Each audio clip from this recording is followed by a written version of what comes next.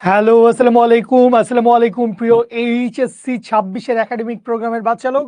সবাইকে ওয়েলকাম করছি আমাদের আজকের ক্লাসে। আমি মাসুদ জাভেদ জিমি আপনাদের সবার সাথে আছি এবং দেখতে পাচ্ছি জুবাইদা আক্তার, স্বীকৃতি, রিপা, নন্দিনী, তুহিন, আলী, আ আ আল আমিন এবং আরো অনেকে মোসাম্মদ সাবরিনা, শ্রাবন্তী হালদার, খুরশিদা, আ সুলতানা, নিষ্কৃতি, ফারহানা, নীলিমা, সাদিদা তানজুর, মিমি, জুবাইদা, শ্রেয়াস মোস্তফা সবাই জয়েন করছেন। সবাইকে আরো একবার একসাথে আসসালামু আলাইকুম জানিয়ে ওয়েলকাম করছি আমাদের আজকের ক্লাসে। আজকে হচ্ছে আমরা থার্মোডিনামিক্সের লেকচার নাম্বার 7 পড়তে যাচ্ছি এবং আজকের ক্লাসে আমরা মূলত হচ্ছে আমরা লাস্ট ক্লাসের শেষের দিকে প্রত্যাগামী প্রক্রিয়া, অপ্রত্যাগামী প্রক্রিয়া এগুলো নিয়ে কিছু কথাবার্তা বলছিলাম। সো এইটার উপর বেস করে আমরা সামনের দিকে আগাবো এবং আমাদের আজকের ক্লাসের টপিকগুলো হচ্ছে তাপ ইঞ্জিন এর কর্মদক্ষতা, কার্নো ইঞ্জিনের কর্মদক্ষতা, রেফ্রিজারেটর, এনট্রপি এবং এর সাথে কিছু ম্যাথ হচ্ছে আমরা সলভ করব।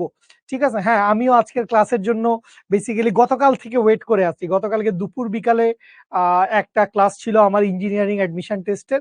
তারপর থেকেই আমি মোটামুটি এই ক্লাসে কি পড়াবো, স্লাইড কি হবে, কিছু সিমুলেশন দেখাবো আজকে, মজার কিছু জিনিসপত্র দেখাবো। বাট সবার আগে এইটুকু কথাবার্তা একটু বলে ফেলি, সেইটা হচ্ছে আমাদের যতগুলো বাস্তব তাপ ইঞ্জিন আছে, যতগুলো কি আছে, যতগুলো বাস্তব তাপ ইঞ্জিন রয়েছে, এই বাস্তব তাপ ইঞ্জিনগুলা কি, বাস্তব তাপ ইঞ্জিনগুলা হচ্ছে সবগুলা অপ্রত্যাগামী প্রক্রিয়া।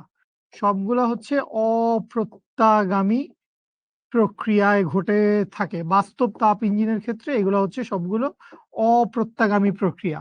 আর কার্নো ইঞ্জিন বেসিক্যালি এটা হচ্ছে একটা থিওরিটিক্যাল ইঞ্জিন। বাস্তবে আসলে কার্নো ইঞ্জিন নামে কোনো ইঞ্জিন নাই। ব্রো, টেম্পারেচার একটু কমাই দিন। বাস্তবে আসলে কার্নো ইঞ্জিন নামে কোনো ইঞ্জিন নাই। কার্নো ইঞ্জিনটা একটা আইডিয়াল ইঞ্জিনের ধারণা করে নেওয়া হয়েছে, তত্ত্ব ডেভেলপ করা হয়েছে এবং এই তত্ত্বের উপর বেস করে পরবর্তীতে রেফ্রিজারেটর, এয়ার কন্ডিশন এই সমস্ত জিনিসপত্র তৈরি করা হয়েছে। সো কার্নো ইঞ্জিনের ক্ষেত্রে কার্নো ইঞ্জিনটা হচ্ছে প্রত্যাগামী প্রক্রিয়ায় ঘটে এবং কার্নো ইঞ্জিনে প্রত্যাগামী প্রক্রিয়া। আচ্ছা, আরো দুইটা কথা লিখা বাকি আছে, আমি একটু উপরের লাইনটাকে একটু উপরে পাঠায় দিচ্ছি।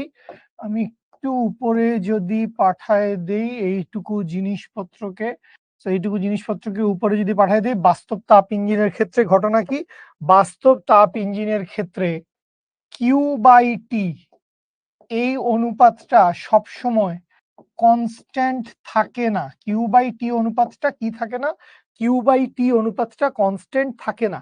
আর কার্নো ইঞ্জিনের ক্ষেত্রে যেহেতু থিওরিটিক্যাল ইঞ্জিন, প্রত্যাগামী ইঞ্জিন, তাই এখানে কার্নো সাহেব, বিজ্ঞানী সাদি কার্নো ধরে নিছেন যে কার্নো ইঞ্জিনের ক্ষেত্রে এই কিউ বাই টিটা সবসময় কি থাকে, কার্নো ইঞ্জিনের ক্ষেত্রে এই কিউ বাই টিটা সবসময় থাকে হচ্ছে কনস্ট্যান্ট। সো এই হচ্ছে দুইটা বেসিক পার্থক্য, তাপ ইঞ্জিন এবং কার্নো ইঞ্জিন। কার্নো বেসিক্যালি একজন বিজ্ঞানীর নাম। কার্নো শব্দের আলাদা কোনো অর্থ আছে কিনা সেটা আসলে ওনার, বিজ্ঞানী সাদি কার্নো কোন দেশে জন্মাইছিলেন সেটা এটাও তো ভুলে গেছি। জানতাম, এগুলা ভুলে গেছি, সরি। তো ওই ভাষায় কার্নো শব্দের কোনো মিনিং আছে কিনা আমি ঠিক শিওর না, বাট একটু হালকা করে দেখে বলতে হবে যে সাদি কার্নো, ওনার নাম ছিল সাদি কার্নো। সো সাদি কার্নো নামের কোনো মিনিং আছে কিনা ওইটা একটু দেখতে হবে, দাঁড়াও দেখে ফেলি। মোস্ট অফলি কোনো মিনিং নাই, এটা একজনের নাম, কি মিনিং থাকবে? Carnot cycle, Nicolas Leonard Sadi Carnot, French physicist, regarded as father of thermodynamics, blah blah blah blah ব্লা।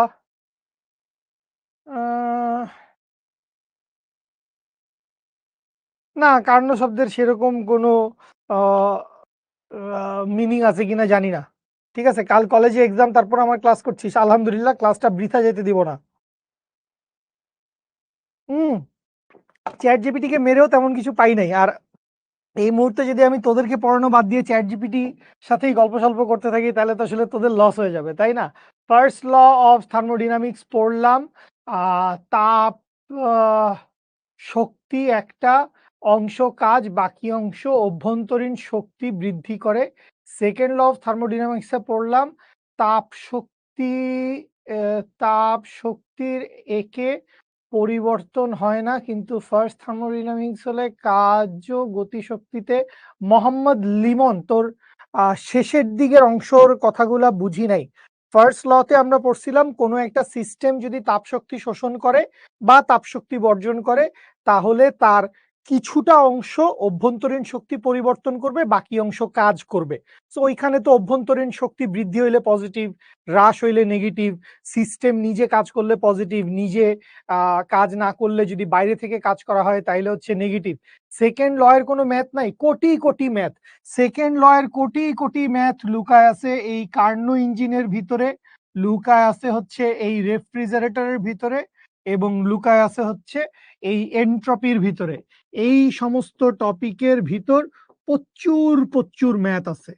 ঠিক আছে, এই সবগুলাই বেসিক্যালি সেকেন্ড ল এর অ্যাপ্লিকেশন। তাপগতিবিদ্যার দ্বিতীয় সূত্রের অ্যাপ্লিকেশন হচ্ছে এই সবগুলা। ঠিক আছে, সো এই জন্য আলাদা করে আর তাপগতিবিদ্যার দ্বিতীয় সূত্রের কোনো ম্যাথ নাই। ঠিক আছে, বাট এই সবগুলো হচ্ছে ভালো ম্যাথের জায়গা আর কি। ঠিক আছে আলামিন, একটা ভালো রুটিন সাজেশন তোমাকে আসলে দেওয়া কঠিন।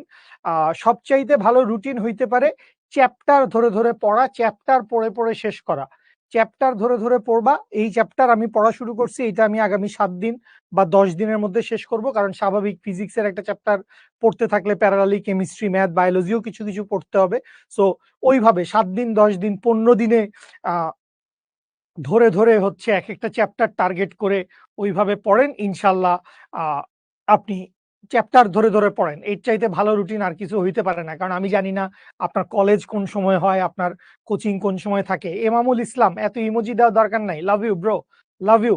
আচ্ছা, নিউ জয়েন করছেন জিম আহমেদ। আচ্ছা কানিজ, আয় হায় কানিজ, এরকম বলতেছেন কেন? আমি কি কমেন্ট করলেই বকা দেই নাকি সবসময়? ছি কানিজ, আপনি আমাকে এত খারাপ ফিল করাচ্ছেন যে এত খারাপ এই লোকটা।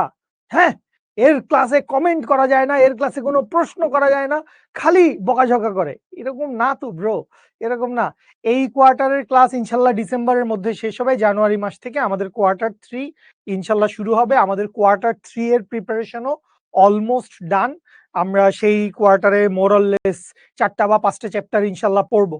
ঠিক আছে, হ্যাঁ হ্যাঁ হ্যাঁ চিত্র, আমি তো থ্যাংক ইউ পাইছি, লাভ ইউ বাচ্চা। ঠিক আছে, ওকে, চলেন আমরা শুরু করি। সো আমরা ফার্স্ট অফ অল তাপীয় ইঞ্জিন পড়তেছি, এবং মনে রাখি বাস্তব তাপ ইঞ্জিন আর কার্নো ইঞ্জিনটা হচ্ছে এক ধরনের কাল্পনিক ইঞ্জিন। কার্নো ইঞ্জিনটা হচ্ছে এক ধরনের কাল্পনিক ইঞ্জিন। ঠিক আছে, সো তাপ ইঞ্জিনের ক্ষেত্রে কি বলা হয়েছে? তাপ ইঞ্জিনের ক্ষেত্রে বলা হয়েছে যে যন্ত্র তাপ শক্তিকে যান্ত্রিক শক্তিতে রূপান্তরিত করে তাকে বলা হয় হচ্ছে তাপ ইঞ্জিন। তাপ শক্তিকে কোথায় রূপান্তর করে? তাপ শক্তিকে রূপান্তর করে হচ্ছে যান্ত্রিক শক্তিতে। সো আমি ধরে নিলাম এই জায়গায় কি আছে, এই জায়গায় আমার একটা তাপ উৎস আছে, নাম লিখে দেওয়া আছে রিজার্ভার। উৎসের তাপমাত্রা কত? উৎসের তাপমাত্রা হচ্ছে T1। এখান থেকে Q1 পরিমাণ তাপ শক্তি ইঞ্জিনটা হচ্ছে শোষণ করছে। এই Q1 পরিমাণ তাপ শক্তি ইঞ্জিনটা কি করছে? এটা হচ্ছে ওর শোষিত তাপ শক্তি। এটা হচ্ছে ওর শোষিত তাপ শক্তি। ঠিক আছে, আচ্ছা, কিছু পরিমাণ তাপ শক্তি বর্জন করে দিছে, হিট রিজেক্টেড। হিট রিজেক্টেড এর পরিমাণ কত? হিট রিজেক্টেড এর পরিমাণ হচ্ছে Q2। কোথায় বর্জন করছে? বর্জন করছে হচ্ছে একটা তাপ গ্রাহকে। এটা হচ্ছে তাপ গ্রাহক। ঠিক আছে, গ্রাহকের তাপমাত্রা কত? গ্রাহকের তাপমাত্রা হচ্ছে T2। তাইলে এইখান থেকে যে ওয়ার্ক ডানটা হইছে, বেসিক্যালি ওয়ার্ক ডানের সূত্রটা এইখানে লেখাটা আসলে হয় নাই। ওয়ার্ক ডানের সূত্রটা একটু ওই জায়গায় লিখলে ভালো হইতো। সো আমি ওয়ার্ক ডানটাকে যদি একটু সরায় দেওয়ার মতো একটু দুষ্টুমি করি, দাঁড়াও 1 second. Fill colour, fill colour দেখি গেছে না? একদম 100 তাহলে ওয়ার্ক ডান সমান কি? ওয়ার্ক ডান সমান হচ্ছে, খেয়াল করো কতটুকু তাপ শক্তি শোষণ করছিল। তাপ শক্তি শোষণ করছিল হচ্ছে Q1। আর বর্জিত তাপ শক্তির পরিমাণ কত? বর্জিত তাপ শক্তির পরিমাণ হচ্ছে Q2। বর্জিত তাপ শক্তির পরিমাণ কত? বর্জিত তাপ শক্তির পরিমাণ হচ্ছে Q2। তাইলে ওয়ার্ক ডান সমান কি আসবে? ওয়ার্ক ডান সমান আসবে Q1 মাইনাস Q2। এইটুকু পর্যন্ত বুঝতে পারি? এইটুকু পর্যন্ত বুঝতে পারি? হ্যাঁ হ্যাঁ, তোমার কমেন্ট দেখা যায়, আব্দুল্লাহ, জুথি, তফসিরুল, রিফাত, লুনা এবং বাকি যারা যারা আছে। আমরা তো পড়াশোনার ভিতরে ঢুকে গেছি, তাই না? সো একটু টপিকের দিকে মনোযোগ দিই। সো কি বললাম? যে এই যে তাপ ইঞ্জিনটা আছে, এই তাপ ইঞ্জিনটা কি করছে? উৎস থেকে Q1 পরিমাণ তাপ শক্তি ও শোষণ করছে।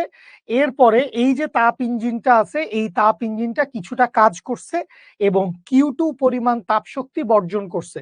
শোষণ করছিল কতটুকু? Q1, বর্জন করছে কতটুকু? Q2। তাইলে কৃত কাজের পরিমাণ কত? কৃত কাজের পরিমাণ হচ্ছে Q1 মাইনাস Q2।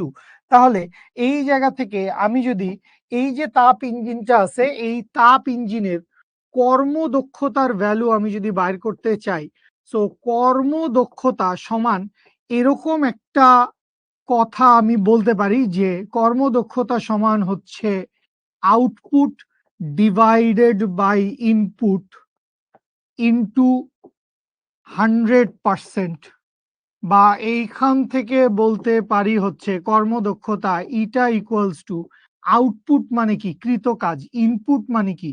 শোষিত তাপ শক্তি ইনটু হচ্ছে 100%, বা এইখান থেকে ডব্লিউ সমান কি লিখা যায়? ডব্লিউ সমান লিখা যায় হচ্ছে Q1 minus Q2 divided by হচ্ছে Q1 ইনটু 100%, বা এইখান থেকে লিখা যায় হচ্ছে Q1 by Q1 minus Q2 by Q1 into 100%, and last but not the least আমরা লিখতে পারবো কর্মদক্ষতা ইটা ইকুয়ালস টু হচ্ছে 1 minus Q2 divided by Q1, 1 minus Q2 divided by Q1 into 100%.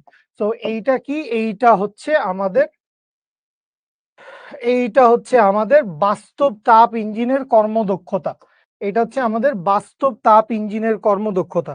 So এই সূত্রটা যেভাবে দেখলাম এইভাবেই মনে রাখেন, কিন্তু আমি এটার একটা সাইড বিজনেসের কথা একটু বলে দিতে চাই, যে একটা ভিন্ন চেহারা আমি আপনাদেরকে একটু বলে দিতে চাই, যে এই চেহারাটা মনে রাখলে পরবর্তীতে আমরা যখন রেফ্রিজারেশন পড়ব তখন আমাদের বুঝতে আর একটু সুবিধা হবে। সো ইটা সমান সমান কি? ইটা সমান হচ্ছে 1 minus Q2 divided by Q1 into 100%, 1 minus Q2 divided by Q1 into 100%। এইটা হচ্ছে বাস্তব তাপ ইঞ্জিনের ক্ষমতা। ভাইয়া, আউটপুট ইনপুট Q1 কেন হবে? ইনপুট মানে কি? ইনপুট মানে হচ্ছে এই ইঞ্জিনটা কতটুকু শক্তি শোষণ করছে, এই ইঞ্জিনটা কতটুকু শক্তি শোষণ করছে, এইটা হচ্ছে ওর ইনপুট। তাইলে ইনপুটের পরিমাণ কত? ইনপুটের পরিমাণ Q1 না, কারণ এই তাপ শক্তিটা শোষিত হইছে। সো এই শক্তিটাকে আমি কি বলতে পারবো? এই শক্তিটাকে আমি বলতে পারবো হচ্ছে ইনপুট। আর এই যে কাজ করছে, এই কাজটাকে আমি বলতে পারবো কি? কাজটাকে আমি বলতে পারবো হচ্ছে আউটপুট। ঠিক আছে? এখন খেয়াল করো, অনেকেরই কনফিউশন হচ্ছে, অনেকেই বুঝতেছো না যে কেন কোনটা কি লিখছি। সো এইটার জন্য আমি তোমাদেরকে খুব সিম্পল সুন্দর একটা বাংলা সূত্র দিয়ে দিব। ঠিক আছে? বাংলায় মনে রাখবেন, যে এত কোনো ঝামেলাই করার দরকার নাই। আপনি কর্মদক্ষতা সমান কি মনে রাখবেন? আসেন এই সেকেন্ড ফেজটা আমরা দেখি। সো কর্মদক্ষতা এইটা যদি দেখো তাহলে মোটামুটি ক্লিয়ার হয়ে যাবে। কর্মদক্ষতা ইটা সমান সমান আমি লিখব যা আমি চাই ডিভাইডেড বাই যা আমি দেই, ডিভাইডেড বাই যা আমি দেই ইন্টু 100%। এই হচ্ছে কর্মদক্ষতার আরেকটা বেসিক চেহারা। এই চেহারাটা মনে রাখেন, জীবন অনেক সুন্দর হবে, রেফ্রিজারেশন পর্যন্ত একদম ক্লিয়ার হয়ে যাবে। তো এই সূত্রটা দেখেন, যা আপনি চান, আপনি একটা ইঞ্জিন কিনে আনছেন, ঠিক আছে? এই যে ইঞ্জিনটা কিনে আনছেন, এই ইঞ্জিনটা থেকে আপনি কি চান আসলে? এই ইঞ্জিনটা থেকে 100% হচ্ছে শতকরা পরিমাণ বুঝানোর জন্য। কর্মদক্ষতাকে আমরা সবসময় শতকরা আকারে প্রকাশ করি। সো এখানে যেটা বুঝাচ্ছি এটা একটু বুঝেন। যা আমি চাই, সো আমি আসলে এই ইঞ্জিনটার কাছ থেকে কি চাই? এই ইঞ্জিনটার কাছ থেকে আমি ডেফিনেটলি কাজ চাই। ইঞ্জিন তাপ শক্তি শোষণ করছে, ইঞ্জিন তাপ শক্তি বর্জন করছে, কিন্তু আমাদের দরকার কি? আমাদের দরকার হচ্ছে কাজ, কৃত কাজ। তাহলে ইঞ্জিনটার কাছে আমি কি চাই? ইঞ্জিনটার কাছে আমি চাই বা ইটা ইকুয়ালস টু হচ্ছে ডব্লিউ।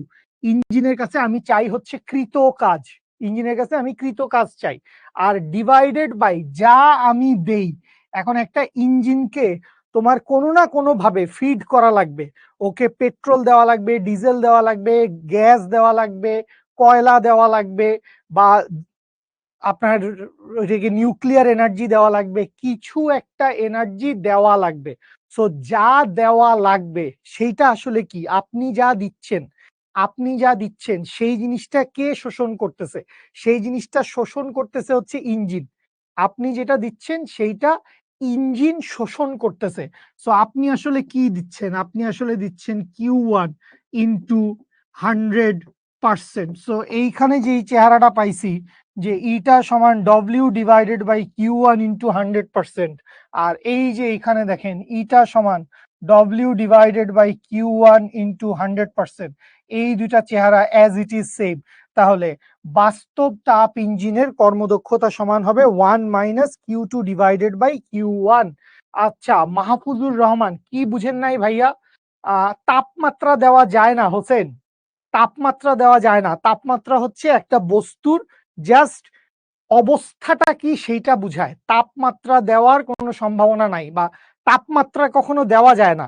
তাপমাত্রা এটা বস্তুর ধর্ম হোসেন, তাপমাত্রা বস্তুর ধর্ম, তাপমাত্রা দেওয়া যায় না বস। এইটা 1 মাইনাস T2/T1 লেখা যায় না কেন? T2/T1 আমি লিখছি এক জায়গায়ও, এক জায়গায়ও আমি লিখছি T2/T1, এক জায়গায়ও T2/T1 লেখা যাবে না।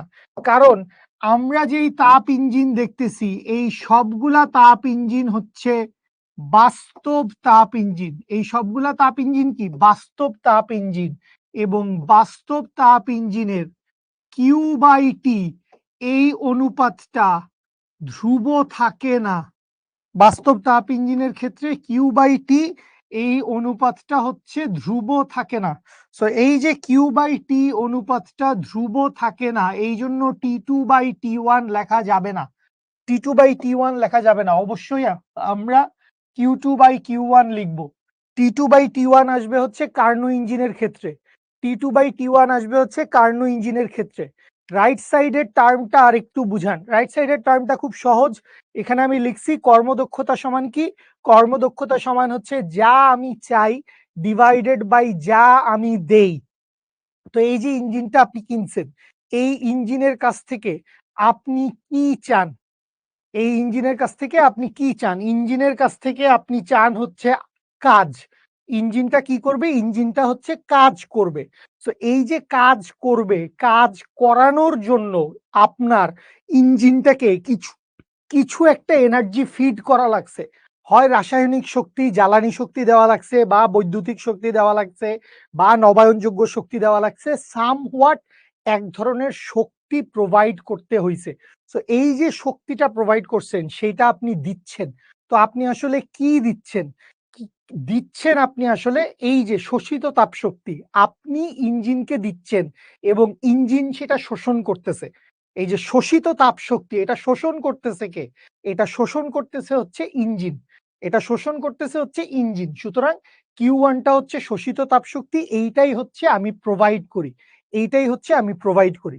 So W divided by Q1, আর এখান থেকে ওই পুরা জিনিসটা হিসাব করা আছে। সেকেন্ড লতে বলা হলো তাপ শক্তি আর একা একা কোনো পরিবর্তন হয় না। তাপ শক্তির একা একা কোনো পরিবর্তন হয় না, এটা কোথায় বলছে? মানে এটা, এই কথা তো আমি কোনোদিনও বলি নাই। তাপ ইঞ্জিনের দক্ষতা না 100% হতে পারে না, কোনো ইঞ্জিনের কর্মদক্ষতা 100% হতে পারে না। ঠিক আছে, কিসের থাম্বনেইলে কি লেখা ছিল সেসব জানি না। পড়াচ্ছি কার্নো ইঞ্জিন, তাপ ইঞ্জিন, পড়ো এটা। কি লেখা ছিল ওইসব ক্লাস পরে হবে। তুমি কি চাচ্ছ তোমাকে কার্নো ইঞ্জিন, রেফ্রিজারেটর, এন্ট্রপি পড়ানো বাদ দিয়ে তোমাকে এমসিকিউ সলভ করাই? ওকে, আসি সামনে যাই। ইন্টারনেটের ব্যবস্থাও করে দেওয়া লাগবে। তুই শিখা অফিসে চলে আয়, আমার ক্লাসের কোনা দিয়ে বসবি, আমি লিখবো, তুই নোট করে নিবি। আর কি বলবো? ওই যে ইন্টারনেটের নাকি দাম বেশি, ও এখন সেই সব কাহিনী নিয়ে আসছে। আমার কিছু বলার আছে এখানে, কিছু বলার আছে, অদ্ভুত অদ্ভুত। তাইলে ইটা সমান সমান কি? ইটা সমান সমান হচ্ছে Q2/Q1 ইন্টু 100%। ইটা সমান হচ্ছে Q2 বাই Q1 ইন্টু 100%। ঠিক আছে, যেখানে Q2 মানে কি, Q2 মানে হচ্ছে শোষিত তাপ শক্তি, Q2 মানে হচ্ছে শোষিত তাপ শক্তি, এবং Q1 মানে কি, Q2 মানে হচ্ছে বর্জিত তাপ শক্তি, মাই ব্যাড, ভুল লিখে ফেলছি। Q2 মানে কি, Q2 মানে হচ্ছে বর্জিত তাপ শক্তি, Q2 হচ্ছে বর্জিত তাপ শক্তি। আর Q1টা কি, Q1টা হচ্ছে শোষিত তাপ শক্তি, Q1টা হচ্ছে শোষিত তাপ শক্তি।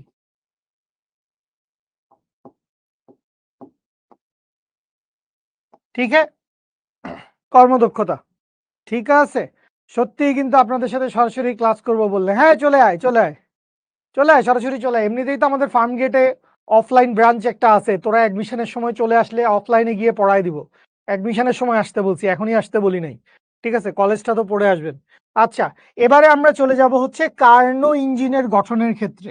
বেসিক্যালি আমরা তাপ ইঞ্জিনের যেই সূত্রটা দেখে আসছি, ওই সূত্র থেকে আমাদের খুব বেশি ম্যাথ করা লাগে না। এই সূত্র দিয়ে আমাদের খুব বেশি ম্যাথ করা লাগে না, কারণ আমাদের বেশিরভাগ ম্যাথ আসে হচ্ছে কার্নো ইঞ্জিন থেকে। বেশিরভাগ ম্যাথ কোত্থেকে আসে, বেশিরভাগ ম্যাথ আসে হচ্ছে কার্নো ইঞ্জিন থেকে। তো আমরা কার্নো ইঞ্জিনটা নিয়ে একটু ডিটেইলস পড়বো এবং কার্নো চক্র সম্পর্কে জানবো, আরো হাবিজাবি বিভিন্ন কথা জানবো। ঠিক আছে, সো কার্নো ইঞ্জিনে খেয়াল করেন মোটামুটি তিনটা জিনিস আপনাদের জন্য খুব ইম্পর্টেন্ট। একটা হচ্ছে তাপ উৎস, একটা হচ্ছে সিলিন্ডার, এই সিলিন্ডারের ভিতরে থাকে হচ্ছে কার্যনির্বাহী বস্তু বা গ্যাস বা ফুয়েল, যেটাকে আমরা বার্ন করে শক্তিটা জেনারেট করতেছি। আর লাস্টে থাকে হচ্ছে তাপ গ্রাহক, লাস্টে থাকে হচ্ছে তাপ গ্রাহক। ঠিক আছে, কারণ কোনো ইঞ্জিনের ক্ষমতাই 100% হয় না। এটা তাপগতিবিদ্যার দ্বিতীয় সূত্রের প্রথম কথা ছিল। Q1 বড়, অবভিয়াসলি Q1 বড়, অবভিয়াসলি Q1, আহারে, obviously Q1 is greater than হচ্ছে Q2, Q1 গ্রেটার দেন হচ্ছে Q2। কার ক্ষেত্রে? ইঞ্জিনের ক্ষেত্রে, ইঞ্জিনের দক্ষতার ক্ষেত্রে Q1 গ্রেটার দেন হচ্ছে Q2। ঠিক আছে, কার্নো ইঞ্জিন তোর বাসার ছাদে ব্যবহার হয়। অদ্ভুত, কার্নো ইঞ্জিন নামে কোনো কিছুর অস্তিত্ব নাই। তুই কি ক্লাসে পরে জয়েন করছিস? আমি শুরুতেই বলছি কার্নো ইঞ্জিন নামে কোনো ধরনের কোনো ইঞ্জিন নাই। এটা একটা রিয়েল আইডিয়াল, এটা একটা রিয়েল না, সরি, এটা একটা আইডিয়াল ইঞ্জিনের জাস্ট ডিজাইন করা হয়েছে। জাস্ট কি করা হয়েছে? ডিজাইন করা হয়েছে। আচ্ছা, তো এই যে কার্নো ইঞ্জিনটা আছে, এই কার্নো ইঞ্জিনটা কি হয়? এই কার্নো ইঞ্জিনটা মোট চারটা ধাপে, কি হয়? চারটা ধাপে এই কার্নো ইঞ্জিন কাজ করে। প্রথম ধাপে কি হয়? প্রথম ধাপে হয় বেসিক্যালি সমষ্ণ প্রসারণ। প্রথম ধাপে কি হয়? প্রথম ধাপে হয় হচ্ছে সমষ্ণ প্রসারণ। সমষ্ণ প্রসারণ কখন হয়? যখন হচ্ছে এই যে সিলিন্ডারটা আছে, সিলিন্ডারটাকে উৎসের উপর রাখা হয়। সিলিন্ডার কোথায়? সিলিন্ডার হচ্ছে উৎসে, সিলিন্ডার উৎসে, উৎসে যখন থাকবে তখন সমষ্ণ প্রক্রিয়ায় প্রসারিত হবে। তাপ শক্তি কি করবে? তাপ শক্তি শোষণ করবে। আচ্ছা, এরপরে চলে আসি কোথায়? এরপরে চলে আসি হচ্ছে 2 নাম্বার ধাপে। এগুলা স্টেপ 1 স্টেপ 2 দিয়ে লিখলে আরেকটু ভালো হইতো। সো এইটাকে লিখি হচ্ছে স্টেপ নাম্বার 1। এরপরে চলে আসি হচ্ছে স্টেপ নাম্বার 2। স্টেপ নাম্বার 2 তে কি হয়? তাহলে সমষ্ণ প্রসারণ কখন হবে? এই সিলিন্ডারটাকে নিয়ে আমি কোথায় বসাইছি? এই সবগুলোর জন্য আলাদা আলাদা ছবি আছে, আমরা দেখব। এই সিলিন্ডারটাকে নিয়ে আমি এই তাপ উৎসের মধ্যে বসাইছি। সো উৎসের তাপমাত্রা ফিক্স থাকবে সবসময়, এই তাপমাত্রার কোনো নড়নচড়ন হবে না। সো সমষ্ণ প্রক্রিয়ায় এই গ্যাসটা কি হবে? সমষ্ণ প্রক্রিয়ায় গ্যাসটা প্রসারিত হবে। তাহলে এই যে স্টেপ নাম্বার 2 আছে, সো স্টেপ নাম্বার 2 তে এই মাঝখানে কি আছে? মাঝখানে বেসিক্যালি অন্তরক পদার্থ আছে। এই যে মাঝখানের জায়গাটা আছে, এই জায়গাটায় কি আছে?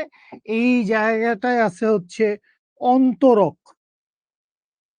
ঠিক আছে, অন্তরক। তাপ শক্তি শোষণ, গ্রহণ, বর্জন কোনো কিছু হবে না। সো 2 নাম্বার ধাপে আমরা কি করতেছি? 2 নাম্বার ধাপে হবে হচ্ছে রুদ্ধ তাপীয় প্রসারণ। 2 নাম্বার ধাপে কি হবে? 2 নাম্বার ধাপে হবে হচ্ছে রুদ্ধতাপীয় প্রসারণ। দেখো পরপর দুইটা প্রসারণ। কেন 2 নাম্বার ধাপে? কারণ তখন সিলিন্ডার কই থাকবে? সিলিন্ডার থাকবে হচ্ছে অন্তরকে। সিলিন্ডার থাকবে হচ্ছে অন্তরকের কাছে। খুব ভালো কথা বুঝলাম। স্টেপ নাম্বার 3 তে চলে আসি। স্টেপ নাম্বার 3 তে কি হবে? স্টেপ নাম্বার 3 তে এরপরে এই সিলিন্ডারটাকে নিয়ে রাখা হবে হচ্ছে গ্রাহকের কাছে। অন্তরক মানে হচ্ছে যেইটা তাপশক্তি শোষণও করে না, বর্জনও করে না। তাপশক্তি শোষণ, বর্জন কোনটাই করে না, সেটাকে বলে হচ্ছে অন্তরক পদার্থ। ঠিক আছে? আচ্ছা। সো খেয়াল করি একটু। আহ 3 নাম্বার ধাপে এই সিলিন্ডারটাকে আমরা গ্রাহকের মধ্যে নিয়ে বসাবো। সো গ্রাহকের মধ্যে নিয়ে বসাইলে সিলিন্ডারটার ভিতর থেকে তাপশক্তি কি হবে? বর্জন হবে। সো তাপশক্তি যখন বর্জন হবে এই সিলিন্ডারের আয়তন কি করবে? কমে আসবে। তার মানে সংকোচন হবে। সো 3 নাম্বার ধাপে যেটা হবে, 3 নাম্বার ধাপে হচ্ছে সমষ্ণ সংকোচন। 3 নাম্বার ধাপে হচ্ছে সমষ্ণ সংকোচন, যেখানে সিলিন্ডার কই থাকবে? সিলিন্ডার থাকবে হচ্ছে গ্রাহকে। সিলিন্ডার থাকবে কই? সিলিন্ডার থাকবে হচ্ছে গ্রাহকের মধ্যে সিলিন্ডার থাকবে। তো এটা হচ্ছে 3টা ধাপ। সো 3টা ধাপের পরে 4 নাম্বার ধাপে এই সিস্টেমটাকে বা এই কার্নো ইঞ্জিনটাকে আবার আমরা কি করব? আবার আমরা হচ্ছে ওকে তার প্রাথমিক অবস্থার দিকে নিয়ে যাইতে চাইবো। সো প্রাথমিক অবস্থার দিকে নিয়ে যেতে চাইলে আমরা কি করব? আবারও ওকে আমরা মাঝের এই অন্তরক পদার্থের মধ্যে নিয়ে বসাবো। আবারও ওকে আমরা কি করব? আবারও ওকে আমরা অন্তরক পদার্থের মধ্য নিয়ে বসাবো। সো অন্তরক পদার্থের মধ্যে নিয়ে যদি বসাই, তাহলে স্টেপ নাম্বার 4, স্টেপ নাম্বার 4 এ কি হবে? স্টেপ নাম্বার 4 এ হবে হচ্ছে রুদ্ধতাপীয় রুদ্ধতাপীয় সংকোচন। রুদ্ধতাপীয় সংকোচনের ক্ষেত্রে সিলিন্ডার কই থাকবে? সিলিন্ডার থাকবে হচ্ছে অন্তরকের মধ্যে। সিলিন্ডার থাকবে হচ্ছে অন্তরকের মধ্যে।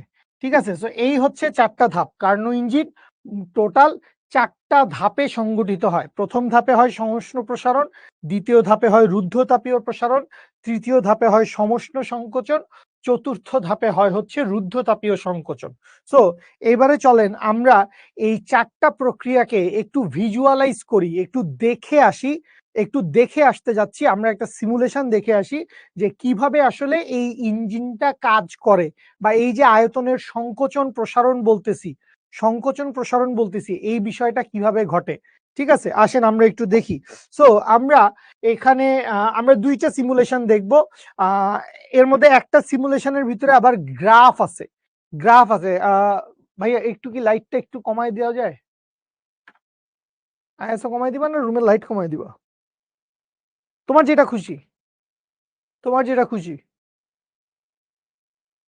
রুদ্ধ সায়েন্টিস্ট রুদ্ধতাপীয়, হ্যাঁ চলে। আর একটু রুদ্ধতাপীয় আর সব মাথার উপর দিয়ে যাইতেছে না? সাবাস হাবিব, এগুলো মাথার উপর দিয়ে যাওয়ার মতোই টপিক, এগুলো মাথায় ঢুকবে না। রুদ্ধতাপীয় আর সমষ্ণ দুই জিনিস। রুদ্ধতাপীয়তে তাপ শক্তি কনস্ট্যান্ট থাকে, তাপ শক্তি আদান প্রদান হয় না। আর সমষ্ণ প্রক্রিয়াতে তাপমাত্রা কনস্ট্যান্ট থাকে, শক্তির আদান প্রদান হয় কিন্তু তাপমাত্রা ফিক্স থাকে। দুইটাই খুব ইন্টারেস্টিং দুইটা টপিক। ঠিক আছে? আচ্ছা, রুদ্ধতাপীয় সংকোচনের ফলে সিলিন্ডারটি কিভাবে আবার তার আগের জায়গায় চলে আসবে? সিলিন্ডারটা 4 নাম্বার ধাপে আসবে। আসেন আমরা একটু দেখি। সো আমরা ধরে নিলাম যে আমরা এই শুরুর পয়েন্ট থেকে শুরু করতেছি। সো এই শুরুর পয়েন্ট থেকে আমরা যদি শুরু করি, সবাই খেয়াল করবা এইটা হচ্ছে হিট ইঞ্জিন এবং এইটা হচ্ছে পিস্টন। এই পিস্টনটা উঠানামা করবে। এইটা উঠানামা করলেই আমি বুঝবো যে আয়তন বৃদ্ধি পাচ্ছে নাকি আয়তন হ্রাস পাচ্ছে। তাহলে প্রথম ধাপটা কি? এটা দেখা যাচ্ছে না। প্রথম ধাপটা হচ্ছে আইসোথার্মাল এক্সপেনশন, সমষ্ণ প্রসারণ। ঠিক আছে? সো চলেন আমরা একটু দেখি। সো যখন এই প্রসারিত হইতে শুরু করছে, প্রসারণ হইছে, সমষ্ণ প্রসারণের পর রুদ্ধতাপীয় প্রসারণ, এইবার দেখো সংকোচন হচ্ছে। সো ফার্স্টে সমষ্ণ সংকোচন, তারপর রুদ্ধতাপীয় সংকোচন, আবারও সমষ্ণ প্রসারণ, রুদ্ধতাপীয় প্রসারণ, এরপরে সংকোচন হওয়া শুরু করছে। সমষ্ণ সংকোচনটা স্লোলি হবে, রুদ্ধতাপীয় সংকোচনটা দ্রুত। আবার সমষ্ণ প্রসারণ, রুদ্ধতাপীয় প্রসারণ, তারপর আবার আসবে হচ্ছে সমষ্ণ প্রসারণ, সমষ্ণ সংকোচন, এরপরে ঊর্ধ্বতাপীয় সংকোচন। তো এই হচ্ছে 4টা ধাপ, এই হচ্ছে 4টা ধাপ। ঠিক আছে, একদম শুরু থেকে এক এক করে দেখে যাব আমরা, শুরু থেকে এক এক করে দেখে যাব। ঠিক আছে, এই প্রথম ধাপ, দ্বিতীয় ধাপ, দ্বিতীয় ধাপ শেষ হইল, এবার 3 নাম্বার ধাপ, এরপরে 4 নাম্বার ধাপ। তাইলে আবার আগের জায়গায় চলে গেছে, তার মানে টোটাল 4টা ধাপ পাড়ি দিতে হচ্ছে। টোটাল আমরা কি করতেছি, টোটাল আমরা 4টা ধাপ পাড়ি দিচ্ছি। ফার্স্ট রেটটা হচ্ছে সমষ্ণ প্রক্রিয়ায় প্রসারিত হইল, এরপর রুদ্ধতাপীয় প্রক্রিয়ায় একটু প্রসারিত হইল, এরপরে আবার সমষ্ণ প্রক্রিয়ায় সংকুচিত হইল, এরপর দিরিম করে রুদ্ধতাপীয় প্রক্রিয়ায় সংকুচিত হয়ে গেল। তো এই যে প্রসেস, এই প্রসেসটাই হচ্ছে কার্নো সাইকেল। ঠিক আছে, 4 ধাপে কার্নো চক্র সম্পাদিত হচ্ছে। তাপ শক্তি শোষণ করে ও প্রসারিত হচ্ছে। হ্যাঁ, রুদ্ধতাপীয় সংকোচন অত দ্রুত হবে। রুদ্ধতাপীয় প্রক্রিয়ায় তাপ দেওয়া হয় না, রুদ্ধতাপীয় প্রক্রিয়ায় কোনো ধরনের তাপ শক্তির আদান প্রদান হয় না। টপিকের নামটা বুঝো, রুদ্ধ তাপীয়, তার মানে তাপটাকে রুদ্ধ করে দিছি, তাপটাকে আবদ্ধ করে দিছি। এই তাপ ভিতরেও ঢুকবে না, তাপ বাইরেও আসবে না। বুঝতে পারছি? ওকে, ফাইন। আচ্ছা, সো এবারে চলি আমরা একটু আমাদের টপিকের দিকে চলে আসি। আবারও আমরা যাব আরেকটা সিমুলেশন দেখতে, বাট তার আগে আমাদের কিছু গ্রাফ ট্রাফ দেখা লাগবে। তো এখান থেকে আমরা কার্নো ইঞ্জিনের বেসিকটা বুঝলাম। তো এবার ধরেন একটা একটা করে যদি সবগুলা দেখি, তার আগে কার্নো চক্র বলতে কি বুঝায় সেটা আপনাকে বলে দিছে। যে বিশেষ প্রক্রিয়ায় কাজ করে কার্নো ইঞ্জিন অবিরাম শক্তি সরবরাহ করে আদি অবস্থায় ফেরত আসতে পারে। তো এই যে অবিরাম শক্তি সরবরাহ করে আদি অবস্থায় ফিরে আসতে পারে, এইটা বেসিক্যালি তাপগতিবিদ্যার দ্বিতীয় সূত্রের পরিপন্থী। এটা কিন্তু তাপগতিবিদ্যার দ্বিতীয় সূত্র এই কথাটাকে সাপোর্ট করে না। তাপগতিবিদ্যার দ্বিতীয় সূত্রের পরিপন্থী।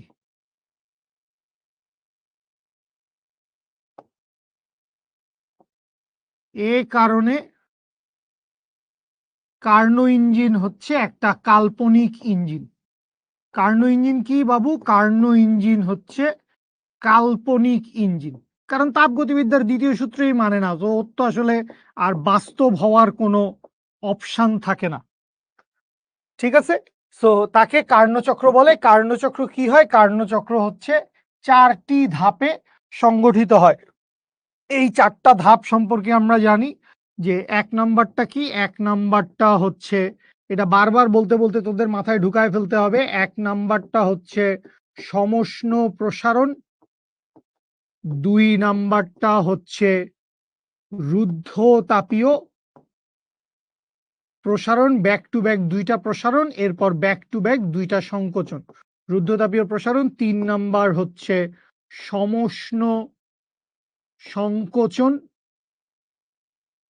এবং 4 নাম্বারটা হচ্ছে রুদ্ধতাপীয় সংকোচন।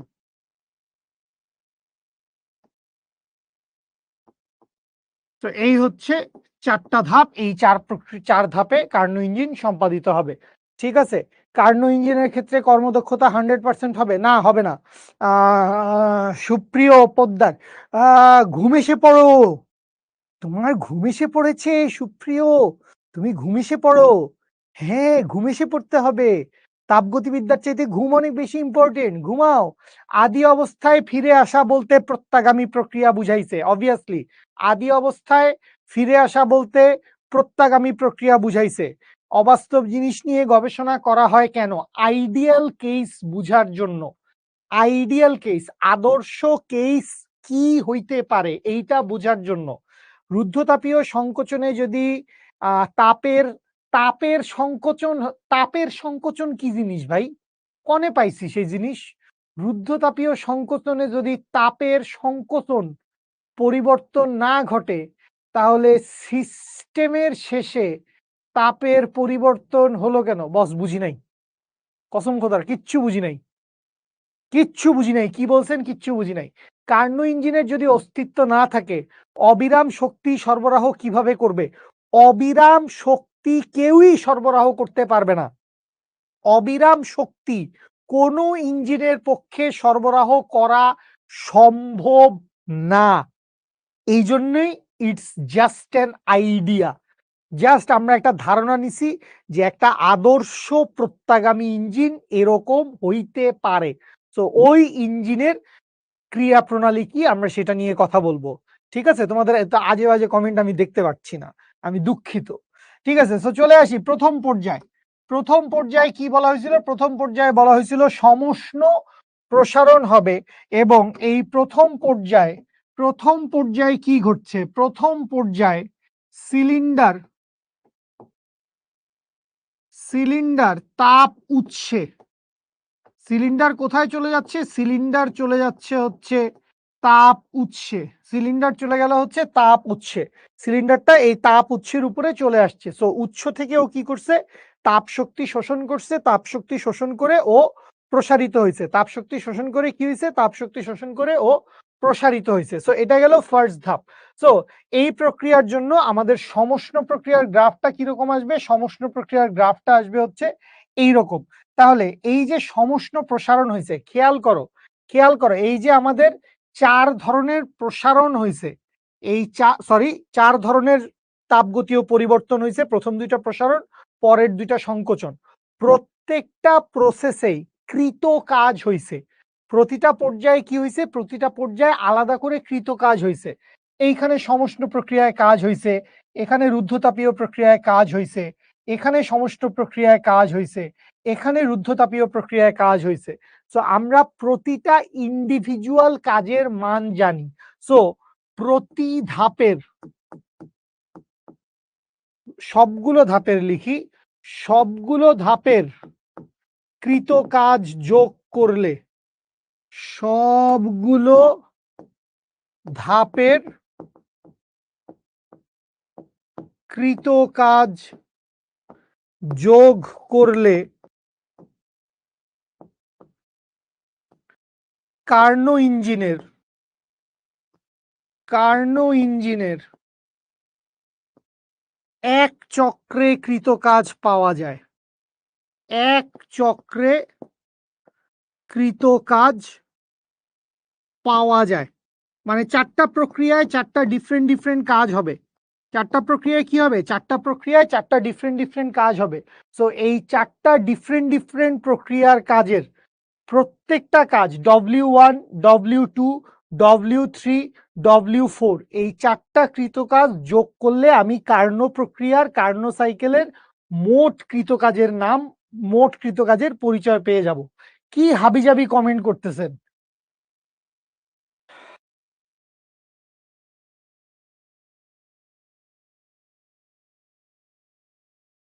আসি, আমার আসলে তোমাদের কমেন্ট বন্ধ করে ক্লাস নেওয়া উচিত। ক্লাসের শুরুতে 2 মিনিট কথাবার্তা বলে কমেন্ট অফ করে দিব। কারো কোনো আবজাব কমেন্ট আসবে না। আমি খুব শান্তিতে মাথা ঠান্ডা করে পুরো একটা ক্লাস নিব। ক্লাসের শেষে 10 মিনিট কথা বলতে দিব। আমার এইভাবে ক্লাস নেওয়া উচিত। আই এম সরি আমি এভাবে ক্লাস নেই না। আই এম সরি আমি তোমাদেরকে কমেন্ট করার স্বাধীনতা দিয়ে রাখছি এবং তোমরা যা খুশি তাই কমেন্ট করো। হয়তো সবাই করো না, কিছু মানুষ করো, কিন্তু এই যে আমি কথাগুলো এখন বলতেছি একটু বিরক্ত হয়ে, এই কথাগুলো সবাই শুনতেছে। একটা অ্যাটেন্টিভ স্টুডেন্টের আমার কাছ থেকে এই বিহেভিয়ারে এই কথাগুলো শোনা উচিত না। তারপর দেখা যাবে কোন স্টুডেন্ট মনে মনে চিন্তা করে বসে আছে, আল্লাহ জিমি ভাইয়াকে কোনো কমেন্ট করা যাবে না, কোনো টেক্সট দেওয়া যাবে না, ভাইয়া বকা দিবে। ভাইয়া যে কি কমেন্ট দেখে ভাইয়ার মাথা হট হয়ে যাচ্ছে, ওইসব কমেন্ট তোদেরকে দেখাইলে তোরাই তোদের ব্যাচমেটদেরকে মাইর দিবি, বলবি যে ক্লাসের মধ্যে এগুলা কি অদ্ভুত। সিলিন্ডার কি করছি ফার্স্টে? প্রথম ধাপে আমি কি করছি? প্রথম ধাপে আমি সিলিন্ডারকে আমি তাপ উৎসের মধ্যে বসাইছি। সো তাপ উৎসের মধ্যে বসাইলে সমষ্ণ প্রক্রিয়ায় কৃত কাজ হবে, সমষ্ণ প্রসারণে কৃত কাজ হবে। সো সেই সমষ্ণ প্রসারণে কৃত কাজ আপনি চাইলে এইভাবে বের করতে পারেন, ইন্টিগ্রেশন অফ V1 থেকে V2 PdV, বা এইটাকে আমি যেটা লিখতে পারি, আমি কি লিখতে পারবো? W of isothermal is equals to হচ্ছে nRT1 into ln V final divided by V initial, বা V2 divided by V1 লিখি, V2 divided by V1। তো এই হচ্ছে আমাদের সমষ্ণ প্রক্রিয়ায় কৃত কাজ। এইটাকেই আমি কি বলতে পারবো? এইটাকেই আমি বলতে পারবো এইটা হচ্ছে আমাদের W1। এইটা হচ্ছে আমাদের কি? এইটা হচ্ছে আমাদের W1।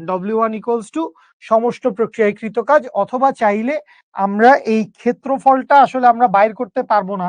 এই ক্ষেত্রফল বাইর করা আমাদের জন্য খুব কষ্ট, কারণ এখানে একটা বক্ররেখা আছে। সমষ্ণ প্রক্রিয়ার যে রেখাটা, এই রেখাটা কি? এই রেখাটা হচ্ছে এক ধরনের বক্ররেখা। তো এই বক্ররেখার ক্ষেত্রফল আমরা আসলে বাইর করতে পারবো না। তো আমাদের জন্য এই সূত্র দিয়ে বাইর করাটাই সবচাইতে কনভিনিয়েন্ট। ঠিক আছে? তো এইটা গেল হচ্ছে প্রথম ধাপ, সমষ্ণ প্রসারণের ধাপ। এরপরে চলে আসি, এরপরে আমরা রুদ্ধতাপীয় প্রসারণ দেখব। তো রুদ্ধতাপীয় প্রসারণে দেখো, ইঞ্জিনটাকে কোথায় বসানো হয়েছে? ইঞ্জিনটাকে বসানো হয়েছে অন্তরক পদার্থের উপরে। ইঞ্জিনটাকে বসানো হয়েছে অন্তরক পদার্থের উপরে, যাতে সে কোনো তাপ শক্তি শোষণও করতে না পারে, যাতে সে কোনো তাপ শক্তি বর্জনও করতে না পারে। এবং এই অন্তরক পদার্থের উপরে তাকে বসানোর কারণে কি হয়েছে?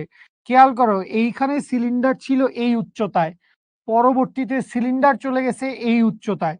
তো এইটুকু পরিমাণ কি হয়েছে? এইটুকু পরিমাণ আয়তনের বৃদ্ধি হয়েছে। এইটুকু পরিমাণ কি হয়েছে? এইটুকু পরিমাণ আয়তনের বৃদ্ধি হয়েছে।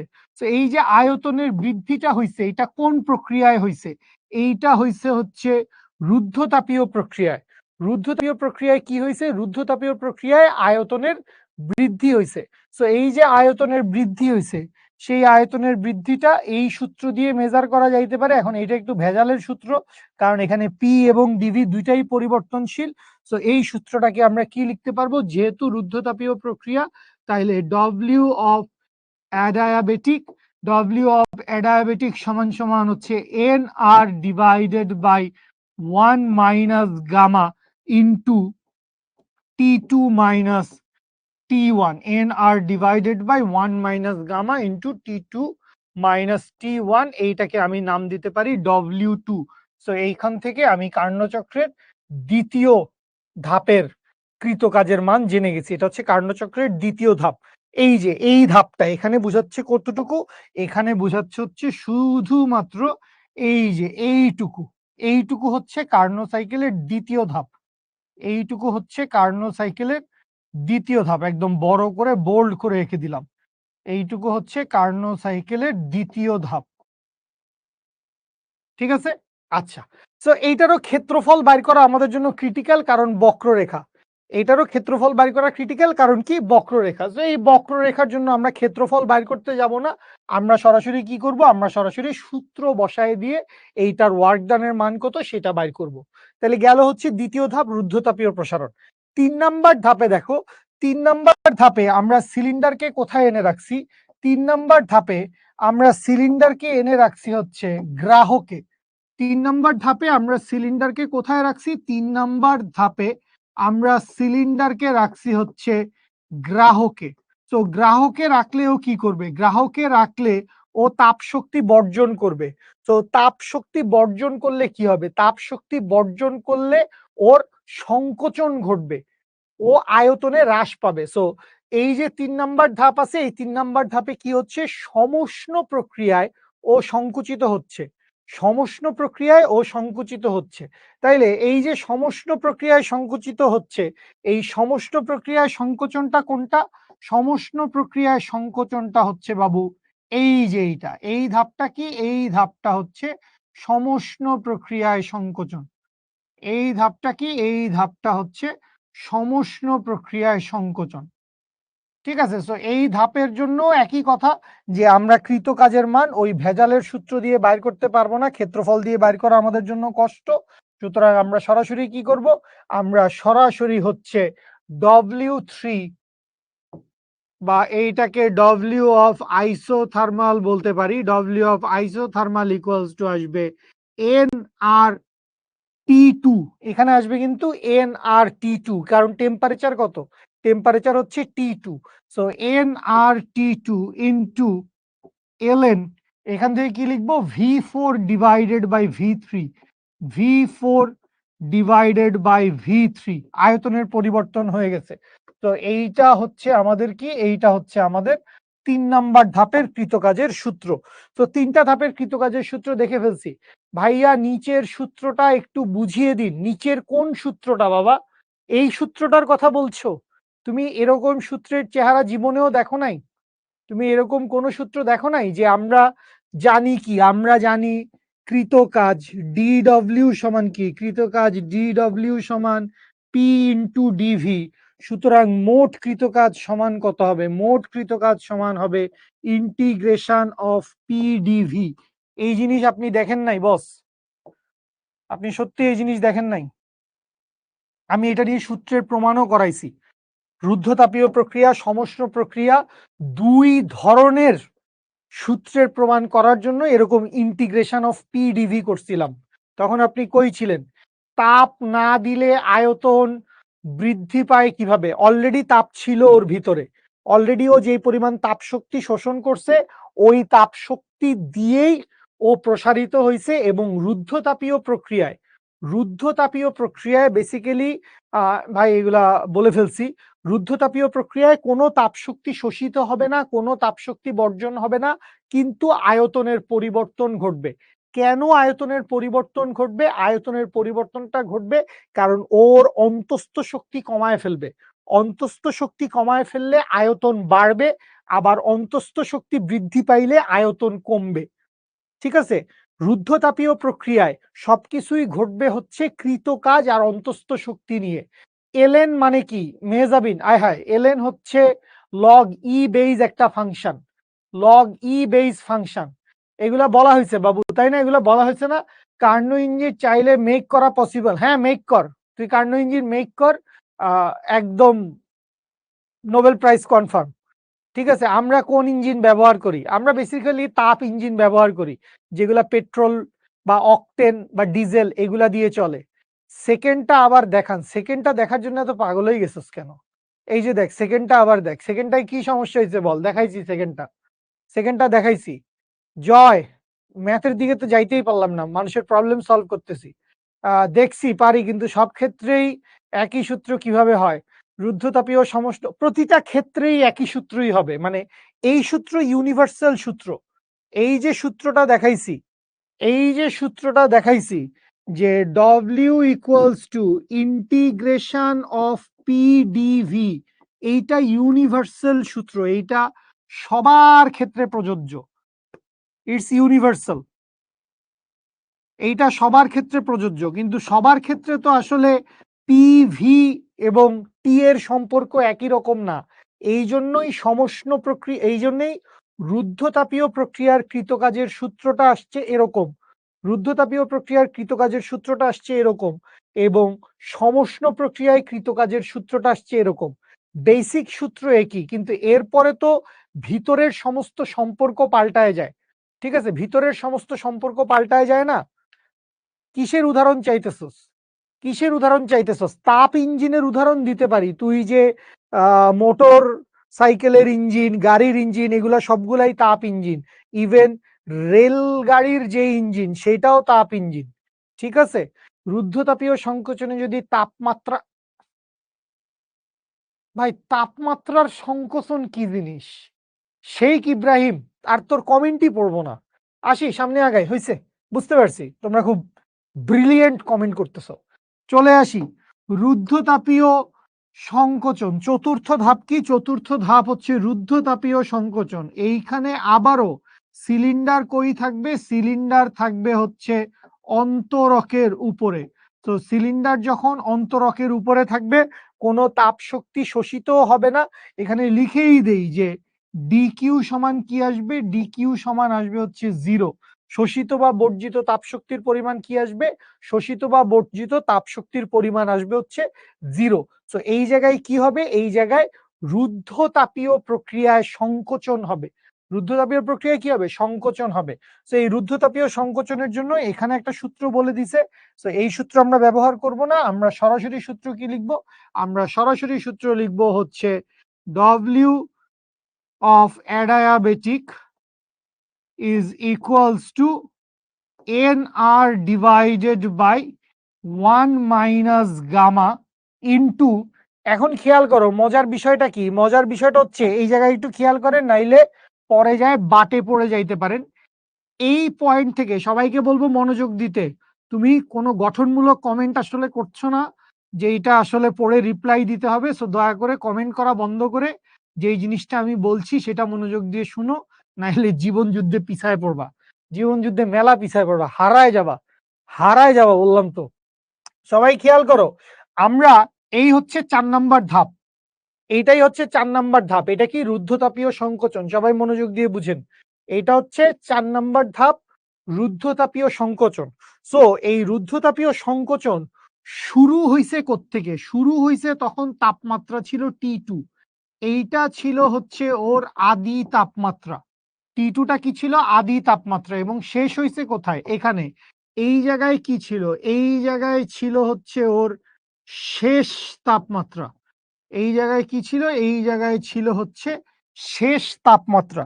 সো আমরা যখন সূত্র লিখি তখন আমরা কি লিখবো? আমরা লিখবো nr divided by 1 minus gamma into, আমাদের লেখার কথা ছিল T final minus T initial.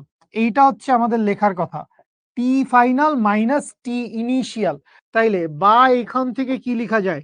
W4 সমান সমান W of adiabatic is equals to nr divided by 1 minus gamma into T final। শেষ তাপমাত্রাটা কত? শেষ তাপমাত্রাটা হচ্ছে T1। শেষ তাপমাত্রাটা কি এখানে? T1। আদি তাপমাত্রা কত? T2। তাইলে এই জায়গায় আমি লিখবো হচ্ছে T1 মাইনাস T2। ভেজাল কইরেন না, ভুল কইরেন না, যেটা বুঝাইছি এটা যদি বুঝে নেন তাইলে ভালো, এটা যদি বুঝে নেন তাইলে ভালো। তাইলে 4 প্রক্রিয়ায় 4 ধরনের কৃতকাজ। তাপমাত্রা ডিইউ বাই তাপ শক্তি নয়। দেখি এবার একটু কমেন্ট দেখি। আমরা কার্নো ইঞ্জিন পড়ে ফেলছি, আমরা ও বসলে তো দেখা যায় না আমাকে, আমরা কার্নো ইঞ্জিন পড়ে ফেলছি। এন আর কি জিনিস? সাজ্জাতুল তুমি অনেক পিছায় আছো, তাইলে তুমি কেন আজকের ক্লাস করতে আসছো? এন মানে মোল সংখ্যা, আর মানে মোলার গ্যাস ধ্রুবক। আমি 2 বার, ভাই আমি জানি না তোর ইনস্টলমেন্টে কি সমস্যা হয়েছে 16780, মানে আমি জানি না, আই এম সরি। হ্যাঁ ফিজিক্স এক্সাম কালকে, তো আজকে ক্লাস করবি এটাই স্বাভাবিক। তাপমাত্রা ডিকিউ বাই তাপ শক্তি নয়, আর ডিইউ এর মাঝে কোনো গভীর মিল আছে? আমি অবাক, আমি তোমার কোশ্চেনই বুঝি নাই। তাপমাত্রা, তারপর লিখছো ডিকিউ বা তাপ শক্তি নয়। আচ্ছা, তাপমাত্রা এবং ডিইউ এর মাঝে, ভাই এটা আমি সমষ্ণ প্রসারণ পড়ার সময় পড়াইছিলাম। তাপমাত্রা আর অন্তস্থ শক্তির পরিবর্তন, এই দুইটার পরিবর্তন হচ্ছে সমানুপাতিক। তাপমাত্রা বাড়লে অন্তস্থ শক্তি বৃদ্ধি পাবে, তাপমাত্রা হ্রাস পাইলে অন্তস্থ শক্তি হ্রাস পাবে। তাপমাত্রা ফিক্স থাকলে অন্তস্থ শক্তি ফিক্স থাকবে। রুদ্ধতাপীয় প্রক্রিয়ায় চাপ থাকে, চাপের মান পরিবর্তন হয়। রুদ্ধতাপীয় প্রক্রিয়া, এই যে এখানে খেয়াল করো না, এই যে এটাই তো রুদ্ধতাপীয় প্রক্রিয়া, এটাই তো রুদ্ধতাপীয় প্রক্রিয়া। সো এই প্রক্রিয়ায় চাপের মান কত? P4। এখান থেকে যখন এ বিন্দুতে চলে গেছে তখন চাপের মান কত? P1। সো রুদ্ধতাপীয় প্রক্রিয়ায় অবশ্যই চাপের পরিবর্তন ঘটে, ঠিক আছে? কার্নো ইঞ্জিন আবিষ্কার করলে আমি আসলেই নোবেল পাবো। তুই কার্নো ইঞ্জিন আবিষ্কার করতে পারবি না, আই এম সরি। আমি সচরাচর মানুষকে নিরুৎসাহিত করি না, বাট দরকার আছে, ঠিক আছে? তুই কার্নো ইঞ্জিন আবিষ্কার করতে পারবি না। এর চাইতে ভালো কিছু করা যায় কিনা সেটা চিন্তা কর, যেটা করা যাবে সেটা চিন্তা কর। কার্নো ইঞ্জিন সেই 1600-1700 না কত সালে কার্নো সাহেব এই ইঞ্জিনের ডিজাইন দিয়ে গেছে, গত 400 বছরে কেউ পারলো না। পারতেও পারস, বলা যায় না। হ্যাঁ হ্যাঁ ভাই, নোবেল প্রাইজ পাবি, ঠিক আছে? আচ্ছা, সামনে আগাই, সামনে আগাই। সো খেয়াল করেন, এই হচ্ছে মোটামুটি আমাদের পুরো কার্নো ইঞ্জিন।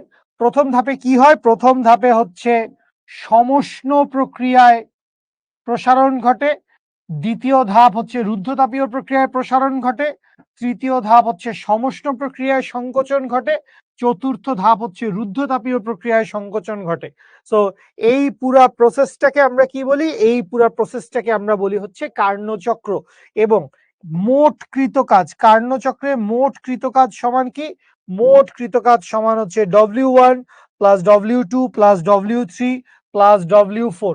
এখানে ছোট্ট করে দুইটা কথা মনে রাখবো, যেহেতু প্রসারণ হয়, যেহেতু প্রসারণ হয়, তাই W1 এবং W2 এই দুইটার মান আসবে পজিটিভ, এবং যেহেতু সংকোচন হয়, যেহেতু সংকোচন হয়, তাই W3 এবং W4 এই দুইটার মান আসবে হচ্ছে নেগেটিভ।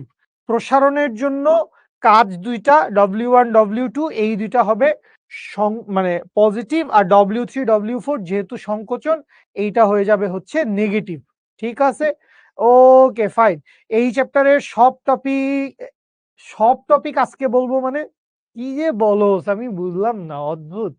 ঠিক আছে, পড়িস না রামিম, পড়িস না তুই, কি যে বলবো, এটা তো 10 বার বলছি যে এটা একটা আইডিয়াল ইঞ্জিন আমরা ডিজাইন করছি, যাতে যে কোনো বাস্তব ইঞ্জিন কে আমরা আইডিয়াল বানানোর চেষ্টা করতে পারি। This is a ideal form, ideal আদর্শ কেসে এরকম ঘটনা ঘটে। এবার আমরা চেষ্টা করতেছি বা বিজ্ঞানীরা চেষ্টা করতেছে এইটার কতটা কাছাকাছি যাওয়া যায়, এবং এই কার্নো সাইকেলটাকে রিভার্স করলে বেসিক্যালি এয়ার কন্ডিশন এবং রেফ্রিজারেশন ডিজাইন করা যায়। ঠিক আছে, কার্নো সাইকেলের রিভার্স প্রক্রিয়া ঘটাইলে এয়ার কন্ডিশন এবং রেফ্রিজারেশন হয়। ঠিক আছে, ওকে। তো এইখানে দেখো আমরা যে গ্রাফটা দেখতে পাইছি, এই গ্রাফটা হচ্ছে পি বনাম ভি গ্রাফ। এই গ্রাফটা খেয়াল করো সবাই, এই গ্রাফটা হচ্ছে পি বনাম ভি গ্রাফ, এটা হচ্ছে পি বনাম ভি গ্রাফ। সো আরেকটা গ্রাফ হইতে পারে, আমি জাস্ট একটু সিম্পলি তোমাদেরকে যদি দেখায় দেই, আরেকটা গ্রাফ হইতে পারে, ধরে নিলাম এটা হচ্ছে এক্স এক্সিস, ধরে নিলাম এটা হচ্ছে এক্স এক্সিস, এবং এই বরাবর এইটা হচ্ছে ওয়াই এক্সিস। তাহলে আমাদের গ্রাফ দুইটা কিরকম ছিল? এই ছিল একটা সমষ্ণ রেখা, এই ছিল আরেকটা সমষ্ণ রেখা, এইটাই ছিল হচ্ছে T1 কনস্ট্যান্ট, এইটাই ছিল হচ্ছে T2 কনস্ট্যান্ট। তুই বললি খুব ভালো কথা। তো এই দুইটা ছিল দুইটা সমষ্ণ রেখা, এরপর আসবে দুইটা রুদ্ধতাপীয় রেখা। তো এই গেল একটা রেখা, এই গেল হচ্ছে, এই গেল হচ্ছে আরেকটা রেখা। ঠিক আছে, এইটা হচ্ছে Q1 মানে হচ্ছে শোষিত তাপ শক্তি, Q1 মানে হচ্ছে শোষিত তাপ শক্তি, Q2 মানে হচ্ছে বর্জিত তাপ শক্তি, Q2 মানে হচ্ছে বর্জিত তাপ শক্তি। ঠিক আছে, আর এখানে চাইলে মনে রাখতে পারেন T1টা কি? T1টা হচ্ছে উৎসের তাপমাত্রা। T1টা কি? T1টা হচ্ছে উৎসের তাপমাত্রা, এবং T2টা কি? T2টা হচ্ছে গ্রাহকের তাপমাত্রা।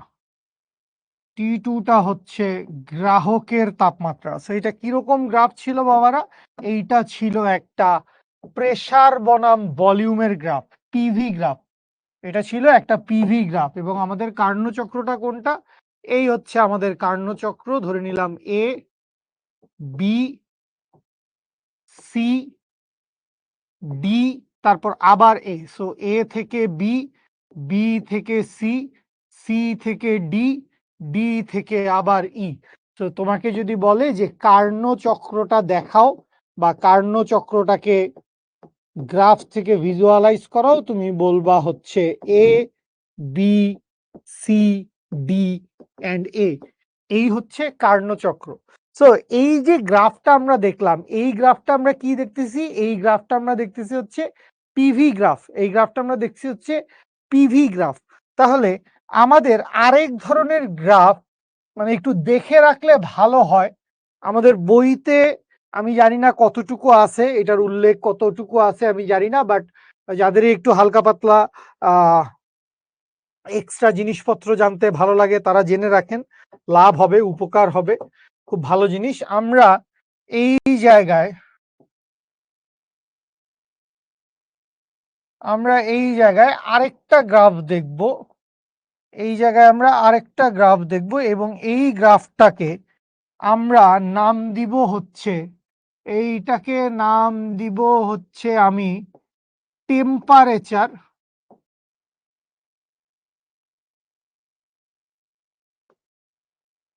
বনাম হিট এনার্জি। টেম্পারেচার বনাম হিট এনার্জি। হিট এনার্জিকে আমরা লিখি হচ্ছে কিউ দিয়ে, বা এই জায়গায় বলতে পারি হচ্ছে এনট্রপি। এনট্রপি কেন বলতে পারি? কারণ এনট্রপির পরিবর্তন ডিএস সমান হচ্ছে ডিকিউ বাই টি। এনট্রপির পরিবর্তন আমরা এখনো পড়ি নাই। এনট্রপির পরিবর্তন আমাদের এই চ্যাপ্টারের last conception, last topic. So এনট্রপির পরিবর্তনে এখন আমরা যাই নাই, বাট এনট্রপির পরিবর্তনের এই সূত্রটা আমরা জাস্ট একটু জেনে রাখি। এইটুকু জানা থাকলে আমাদের জন্য ভালো, যে এনট্রপির পরিবর্তন ডিএস সমান কি? ডিএস সমান হচ্ছে ডিকিউ বাই টি। ঠিক আছে, এই হচ্ছে এনট্রপির বেসিক সূত্র আর কি। আমরা এটা নিয়ে সামনে গেলে কথাবার্তা বলবো, সামনে গেলে এটা নিয়ে আমাদের ডিটেইলস কথাবার্তা থাকবে। সো আপাতত একটু এখান থেকে এইটা বুঝেন, আপাতত একটু এইটা বুঝেন, আমাদের প্রথম ধাপ কি? আমাদের প্রথম ধাপটা হচ্ছে সমষ্ণ প্রসারণ। প্রথম ধাপটা কি? সবাই কথা শুনেন। প্রথম ধাপটা হচ্ছে সমষ্ণ প্রসারণ। সো এই যে সমষ্ণ প্রসারণ ঘটতেছে, সবাই মনোযোগ দিয়ে কথা শুনি। সমষ্ণ প্রসারণের প্রতিটা সময় জুড়ে বা যতক্ষণ ধরে সমষ্ণ প্রসারণ ঘটবে, যতক্ষণ জুড়ে সমষ্ণ প্রসারণ ঘটবে ততক্ষণ জুড়ে তাপমাত্রা বাড়বেও না, তাপমাত্রা কমবেও না। তাপমাত্রা সবসময় কি থাকবে? তাপমাত্রা সবসময় ফিক্স থাকবে। তাহলে সমষ্ণ প্রসারণের জন্য আমি গ্রাফে প্রথম যে লাইনটা পাবো, সেই লাইনটা আমি পাবো হচ্ছে এই এক্সিসের, এক্স এক্সিসের সমান্তরাল। কেন? কারণ এটা সমষ্ণ প্রসারণ হয়েছে। এটা কি হয়েছে বাবু? এটা হয়েছে সমষ্ণ প্রসারণ। এবং এই পয়েন্টের, এই পয়েন্টের যদি আমি করসপন্ডিং টেম্পারেচার চিন্তা করি, এই পয়েন্টের করসপন্ডিং টেম্পারেচারটা হচ্ছে T1। এই পয়েন্টের করসপন্ডিং টেম্পারেচারটা কি? T1। এই প্রক্রিয়ায় কি ঘটছে? সমষ্ণ প্রসারণ ঘটছে। আচ্ছা, সমষ্ণ প্রসারণের পরের ধাপে কি ঘটবে? রুদ্ধতাপীয় প্রসারণ। সো রুদ্ধতাপীয় প্রসারণ যখন ঘটবে, তখন তাপ শক্তি গ্রহণও করবে না, তাপ শক্তি কি করবে না? বর্জনও করবে না। কি ঘটবে? রুদ্ধতাপীয় প্রসারণ ঘটবে। তো রুদ্ধতাপীয় প্রসারণ যদি ঘটে, তখন ধরে নিলাম গ্রাফটা আসলো হচ্ছে এইভাবে। এই হচ্ছে রুদ্ধতাপীয় প্রসারণ। এইখান থেকে আমি কি পাচ্ছি? এইখান থেকে আমি পাচ্ছি হচ্ছে রুদ্ধতাপীয় প্রসারণ। এইটুকু জায়গা কি? এইটুকু জায়গা হচ্ছে রুদ্ধতাপীয় প্রসারণ। খুব ভালো কথা আপনি বুঝলেন। আচ্ছা, এরপরে আবার কি হচ্ছে? এই এই জায়গাটার জন্য করসপন্ডিং ভ্যালু কি? এই জায়গার জন্য করসপন্ডিং ভ্যালু আপনি মনে রাখতে পারেন, এইটা হচ্ছে Q1। এটার করসপন্ডিং ভ্যালুটা কি? এটার করসপন্ডিং ভ্যালুটা হচ্ছে Q1। এরপরে কি হচ্ছে? এরপরে আবারও সমষ্ণ প্রক্রিয়ায় সংকোচন ঘটবে।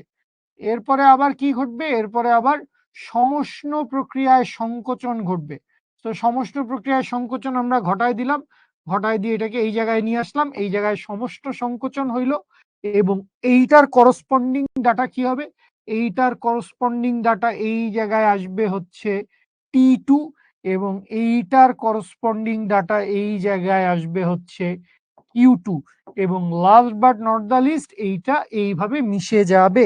তাহলে এইখানে যদি আমরা কার্নোচক্রকে ডিফাইন করতে চাই, এইখানে যদি আমরা কার্নোচক্রকে ডিফাইন করতে চাই, তাহলে কার্নোচক্রের চেহারা হবে হচ্ছে এই রকম। কার্নোচক্রের চেহারা হবে হচ্ছে এই রকম। এটাকে নাম দিলাম এ, এটাকে নাম দিলাম বি, এটাকে নাম দিলাম সি, এটাকে নাম দিলাম ডি। তো আমাকে যদি জিজ্ঞেস করে যে বাবু এখান থেকে কার্নোচক্রটা কোনটা, কার্নোচক্রটা কোনটা, আমি বলবো কার্নোচক্র হচ্ছে এ বি সি ডি এবং এ। এই হচ্ছে কার্নোচক্র, এই হচ্ছে ঘুরবে।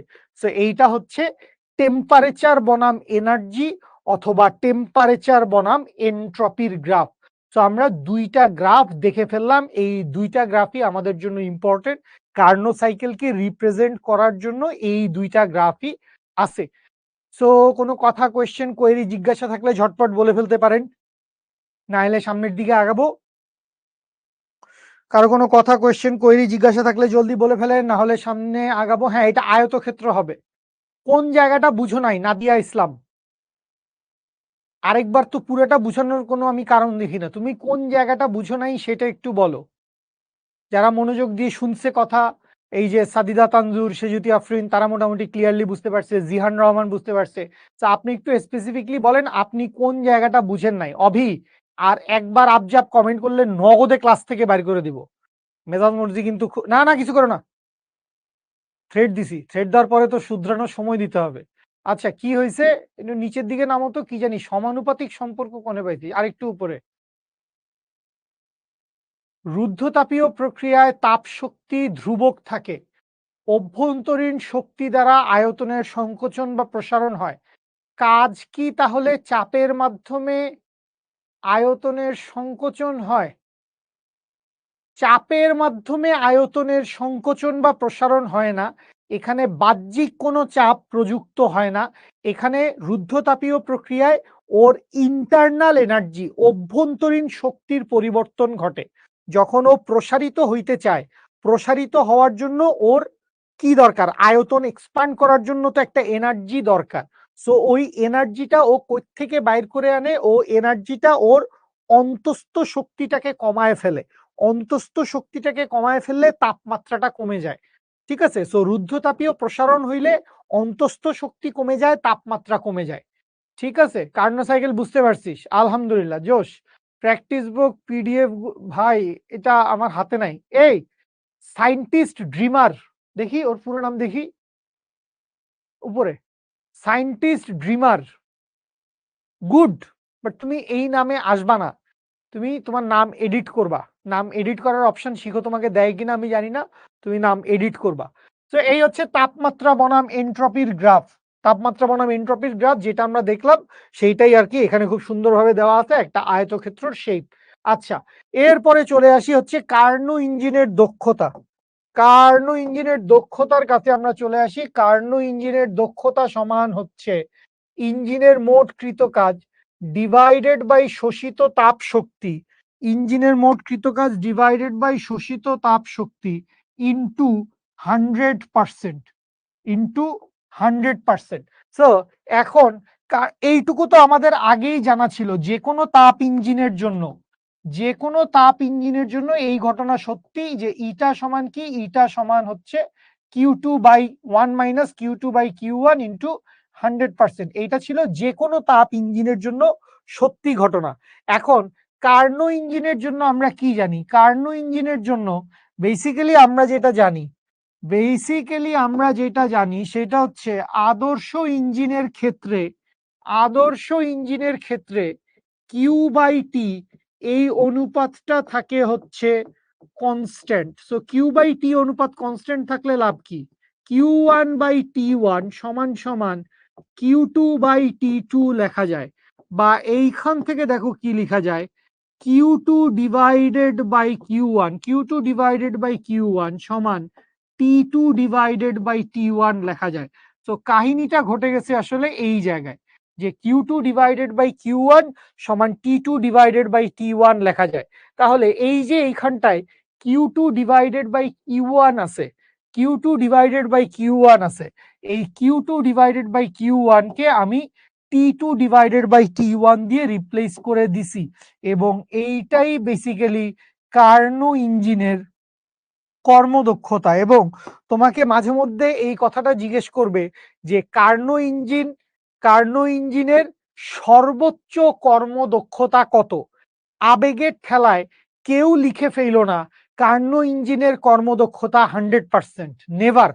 কার্নো ইঞ্জিনের কর্মদক্ষতা 100% না। তাহলে কার্নো ইঞ্জিনের সর্বোচ্চ কর্মদক্ষতা যদি তোমাকে জিজ্ঞেস করে, তুমি এই সূত্রটার নাম বলবা। তুমি বলবা এইটাই হচ্ছে কার্নো ইঞ্জিনের সর্বোচ্চ কর্মদক্ষতা। মানে যখনই আসলে আমি শক্তির বদলে তাপমাত্রা লিখে দিছি, যখনই আসলে আমি শক্তির বদলে Q2/Q1 এর বদলে আমি যখন T2/T1 লিখে দিছি, তখনই আসলে আমি ডিক্লেয়ার করে ফেলছি যে এইটাই হচ্ছে সর্বোচ্চ কর্মদক্ষতা। এইটাই কি? এটাই হচ্ছে সর্বোচ্চ কর্মদক্ষতা। স্টিল, এই যে সর্বোচ্চ কর্মদক্ষ, টি দ্বারা কি বুঝাবে? সাজ্জাতুল, তুই কোন ক্লাসে পড়স? আই এম সরি, তুই সিরিয়াসলি টি দিয়ে তাপমাত্রা বুঝায়? কেলভিন স্কেলে তাপমাত্রা বুঝো, ফিল করো আমি আসলে কি কি কমেন্ট ফেস করি। একদিন আমি কমেন্ট পড়বো, ক্লাস শেষ করে দেখি এই কোয়ার্টারেই হয় কিনা একদিন ওই এমসিকিউ সলভিং এর ক্লাস আছে না, ওই দিন আমি মানুষের কমেন্ট পড়বো। 99% হইতে পারে না, কোনো পার্সেন্টেজ নাই, কোনো পার্সেন্টেজ নাই, ঠিক আছে। তারপরও এই যে সর্বোচ্চ কর্মদক্ষতা পাইলাম, এই সর্বোচ্চ কর্মদক্ষতার ইঞ্জিনের কর্মদক্ষতা বৃদ্ধি করা যায়। কার্নো ইঞ্জিনের কর্মদক্ষতা বৃদ্ধি, কার্নো ইঞ্জিনের কর্মদক্ষতা বৃদ্ধি। তো কার্নো ইঞ্জিনের কর্মদক্ষতা বৃদ্ধির দুইটা উপায় আছে। এক নাম্বার উপায় হচ্ছে T1 বৃদ্ধি করা, উৎসের তাপমাত্রা বৃদ্ধি করা। T1 বৃদ্ধি করা বা উৎসের তাপমাত্রা বৃদ্ধি করা, উৎসের তাপমাত্রা বৃদ্ধি করা। তো এইটা হচ্ছে একটা স্টাইল, এই স্টাইলে আমরা কার্নো ইঞ্জিনের কর্মদক্ষতা বৃদ্ধি করতে পারি। আর আরেকটা স্টাইল কি আছে? আরেকটা স্টাইল হচ্ছে গ্রাহকের তাপমাত্রা, গ্রাহকের তাপমাত্রা T2 হ্রাস করা। গ্রাহকের তাপমাত্রা T2 কি করা? গ্রাহকের তাপমাত্রা T2 হ্রাস করা। সো এই হচ্ছে দুইটা স্টাইল, আমরা কার্নো ইঞ্জিনের কর্মদক্ষতা বের করতে পারি হচ্ছে এই দুইটা স্টাইলে। এই দুইটা স্টাইলে আমরা কি করতে পারি? এই দুইটা স্টাইলে আমরা কার্নো ইঞ্জিনের কর্মদক্ষতা বৃদ্ধি করতে পারি। এবং শেষকালে গিয়ে তোদেরকে একটা সারপ্রাইজ দিব, যে এই জিনিস হয়তো তোরা চিন্তা করস নাই, ঠিক আছে। না, বৃদ্ধি করতে করতে 100% করা যায় না। আসেন, মানে কার্নো ইঞ্জিনের এফিসিয়েন্সি 100% হইতে পারে একটা সুপার থিওরিটিক্যাল কেসে।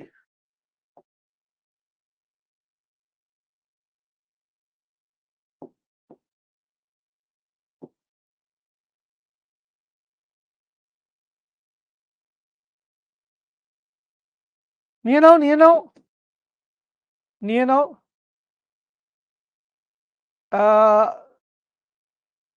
ইশো স্পিড দেখছো? ইশো স্পিড, ওকে ছুটি দাও, ওকে একেবারে ছুটি দিয়ে দাও, ও ছুটি চাইছে, সো ওকে ছুটি দাও। ছেলে পেলে ছুটি চাইলে আমি আবার মানা করতে পারি না।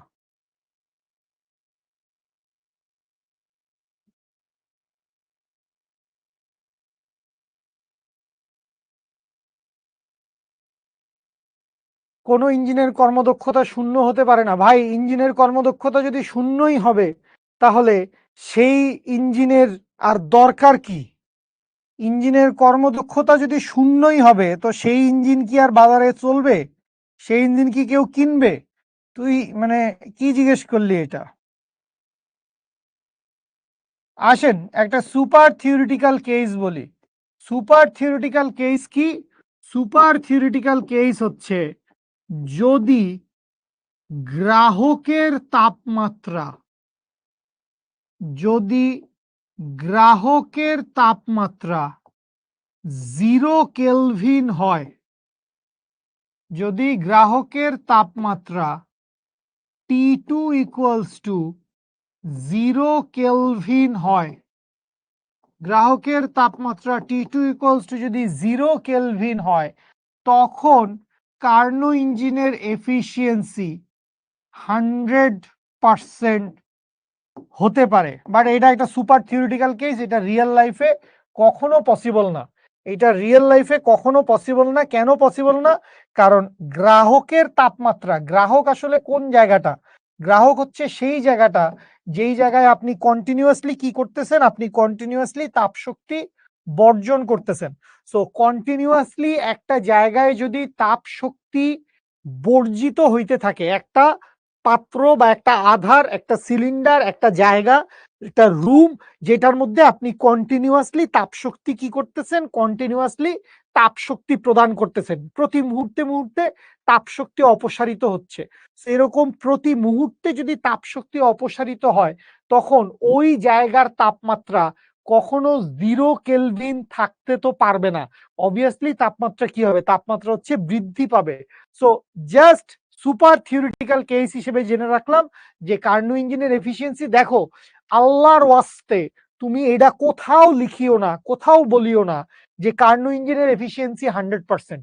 নেভার। কার্নো ইঞ্জিনের এফিসিয়েন্সি 100% একটা সুপার থিওরিটিক্যাল কেসে হয়, যদি গ্রাহকের তাপমাত্রা, যদি তুমি বলতেই চাও তোমাকে এই পুরাটা একসাথে বলতে হবে।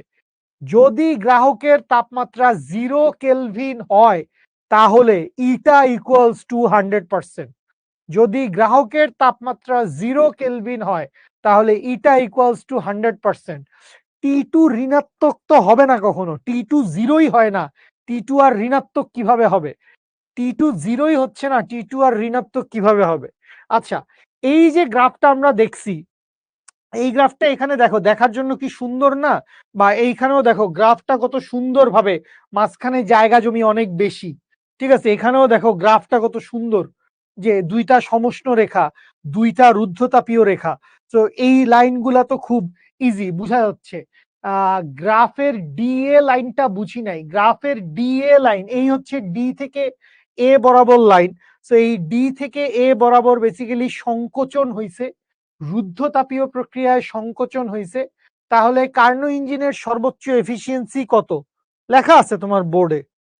এইটাই কার্নো ইঞ্জিনের সর্বোচ্চ efficiency. There is no percent, 40%, 30%, 90%, এরকম কোনো পার্সেন্টের হিসাব নাই। কার্নো ইঞ্জিনের সর্বোচ্চ কর্মদক্ষতা এইটাই, এইটাই, এই যে এইটা হচ্ছে কার্নো ইঞ্জিনের সর্বোচ্চ কর্মদক্ষতা।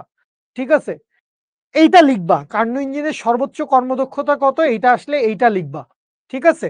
আচ্ছা, তো আমি যেটা বলতেছিলাম যে আমরা এখানে গ্রাফটাকে কি অনেক সুগঠিত ভাবে দেখছি, গ্রাফটাকে আমি অনেক সুগঠিত ভাবে দেখছি যে মাঝখানে জায়গা জমিটা অনেক ভালো। কিন্তু আপনি যদি রিয়েল কেস সিনারিওতে যদি গ্রাফটা দেখেন, এই জায়গায় দেখেন গ্রাফটা অনেক স্টিফ না, মানে গ্রাফের ভিতরের এলাকাটা অনেক ছোট।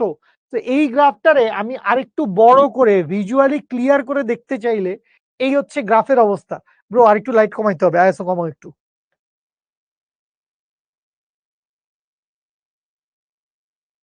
ওকে, তো খেয়াল করেন এই যে এখানে লাল রঙের একটা রেখা দেখতে পাচ্ছি, লাল রঙের এই যে শুরুতে এই যে লাল রঙের একটা রেখা নেমে গেছে, এটা হচ্ছে সমষ্ণ প্রসারণ। এরপরে নীল রঙের রেখাটা রুদ্ধতাপীয় প্রসারণ, এরপরেরটা সমষ্ণ সংকোচন, এরপরেরটা রুদ্ধতাপীয় সংকোচন। তাহলে আলটিমেটলি দেখেন গ্রাফটা কতটা স্টিফ। গ্রাফটার আসল চেহারা হচ্ছে এইরকম। আমি চাইলে এই যে কোল্ড রিজার্ভারের টেম্পারেচার আমি বাড়াইতে পারি। খেয়াল করো আমি যত হচ্ছে গ্রাহকের তাপমাত্রা বাড়াচ্ছি, গ্রাফের চেহারা পাল্টায় যাচ্ছে, দেখছো মিলে গেল, প্রায় প্রায় মিলে গেল। আচ্ছা, আবার আগের জায়গায় ফেরত নিয়ে আসি। আচ্ছা, এবার উৎসের তাপমাত্রা বাড়াইতে চাইলাম, উৎসের তাপমাত্রা বাড়াইলে মোটামুটি চেহারাটা এরকম হয়। ভিতরে এলাকা বাড়তেছে, দেখো উৎসের তাপমাত্রা বাড়তেছে, গ্রাফের পরিবর্তন দেখতে পাচ্ছি আমরা, গ্রাফ পরিবর্তিত হচ্ছে প্রতি মিনিটে মিনিটে। দেখো গ্রাফের পিক অনেক উপরে উঠে গেছে, আবার তাপমাত্রা কমায় দিলাম, তাপমাত্রা কমায় দিলাম, দেখো পিক কমে আসতেছে, তাপমাত্রা কমায় দিলাম, পিক অনেক কমে আসতেছে। খেয়াল করছো? আবারও একটু দেখি, এই যে এখানে দেখো এটা হচ্ছে পিক আর এটা হচ্ছে ক্রাস্ট, সর্বোচ্চ বিন্দু সর্বনিম্ন বিন্দু। তাহলে যত সামনের দিকে যাচ্ছে, যত সামনের দিকে যাচ্ছে টেম্পারেচার যত বাড়াচ্ছি, দেখো ঢালের মান বেড়ে যাচ্ছে, ও তত বেশি উপরে উঠে যাচ্ছে, ও তত বেশি নিচের দিকে আগায় যাচ্ছে, আরো সামনে নিয়ে গেলাম, ও আরো অনেক বেশি উপরে উঠে গেছে, একদম চৌখা হয়ে উপরে উঠে গেছে, এইটা একদম চৌখা হয়ে মিশে যাইতে চাইছে। তো এরকম একটা সিচুয়েশন তৈরি করে। বা আয়তন গুলাও আপনি পরিবর্তন করতে পারেন চাইলে। আয়তনের পরিবর্তন করলে খেয়াল করেন, আয়তন যখন এরকম জায়গায় ছিল তখন গ্রাফের চেহারা হচ্ছে এরকম। তো আপনি যদি ভলিউম V1টা বৃদ্ধি করেন, আপনি যদি V1টা বৃদ্ধি করেন তখন দেখেন গ্রাফটা কি করতেছে, আবার ঢালটা নেমে আসতেছে, নেমে আসতেছে, ঢালটা নেমে আসতেছে। আবার মনে করেন আপনি গ্রাফটার ভলিউম কমায় দিলেন, ভলিউম কমাই দিলে এরকম থাকতেছে। সো খেয়াল করেন বেসিক্যালি এটা ডিপেন্ড করে হচ্ছে সবগুলা চলকের উপর, ভলিউম কত আছে, প্রেসার কত আছে, টেম্পারেচার কত আছে এবং এনার্জি কতটুকু মানে অ্যাবজর্ব করতেছে, চারটা জিনিসের উপর ডিপেন্ড করে।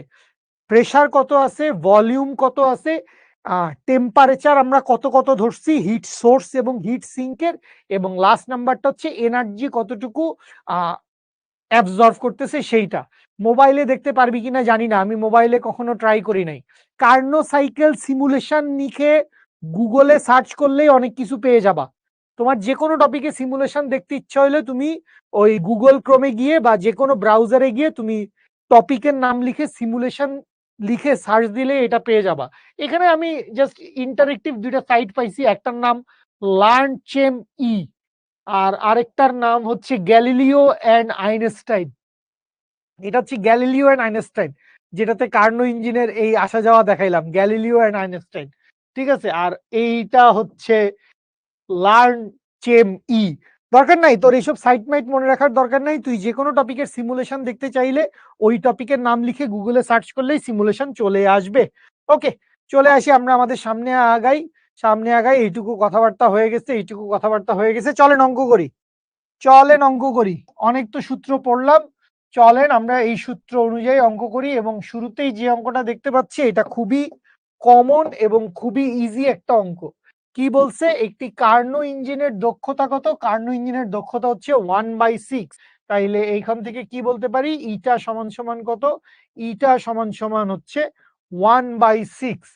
তাহলে সো ইটা সমান যদি 1/6 হয়, তারপরে আপনাকে কি বলছে, গ্রাহকের তাপমাত্রা ব্লা ব্লা ব্লা অনেক কিছু বলছে। সো ওইটা দেখার দরকার নাই, আমি এখান থেকে লিখি এই 1/6 সমান হচ্ছে 1/6 সমান হচ্ছে 1 - T2 ডিভাইডেড বাই T1।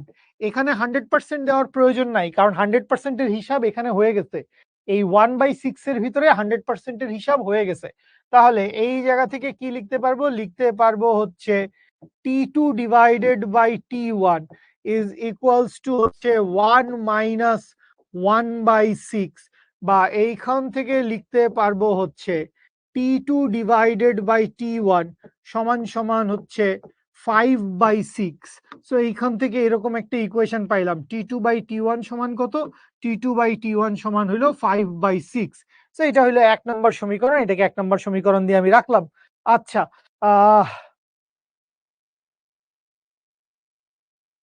ওকে, বের করে দাও। Thank you. T2 R T1 এর মান বসালে তো এক এক সময় এক এক মান আসবে। হ্যাঁ, কর্মদক্ষতা তাইলে এক এক সময়ে সর্বোচ্চ এক একটা ডিপেন্ড করবে তুমি T1 T2 পাল্টাচ্ছ কিনা। T1 T2 পাল্টে ফেললে তো আসলে কর্মদক্ষতা পাল্টে যাবে, বাট সর্বোচ্চ কর্মদক্ষতা 1 - T2/T1, সর্বোচ্চ কর্মদক্ষতা 1 - T2/T1। আমি ওইসব ভিখারিদের নাম বলি না, যেই সব ভিখারিরা এসে আবদার করে প্লিজ আমার নামটা পড়েন, পড়ি না, sorry, I am sorry. Mahiya Sultana, কি বুঝো নাই ভাইয়া? কোন জায়গাটা বুঝো নাই? মাত্র 3 লাইন লিখছি বোর্ডে, মাত্র 3টা লাইন লিখছি, কি বুঝেন নাই?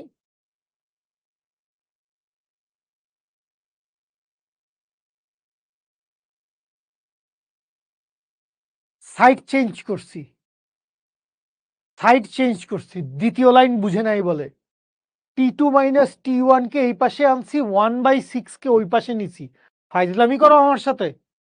আসো, তোমাকে বলছে গ্রাহকের তাপমাত্রা 65°C কমালে দক্ষতা 1/3 হয়। সো গ্রাহকের তাপমাত্রা,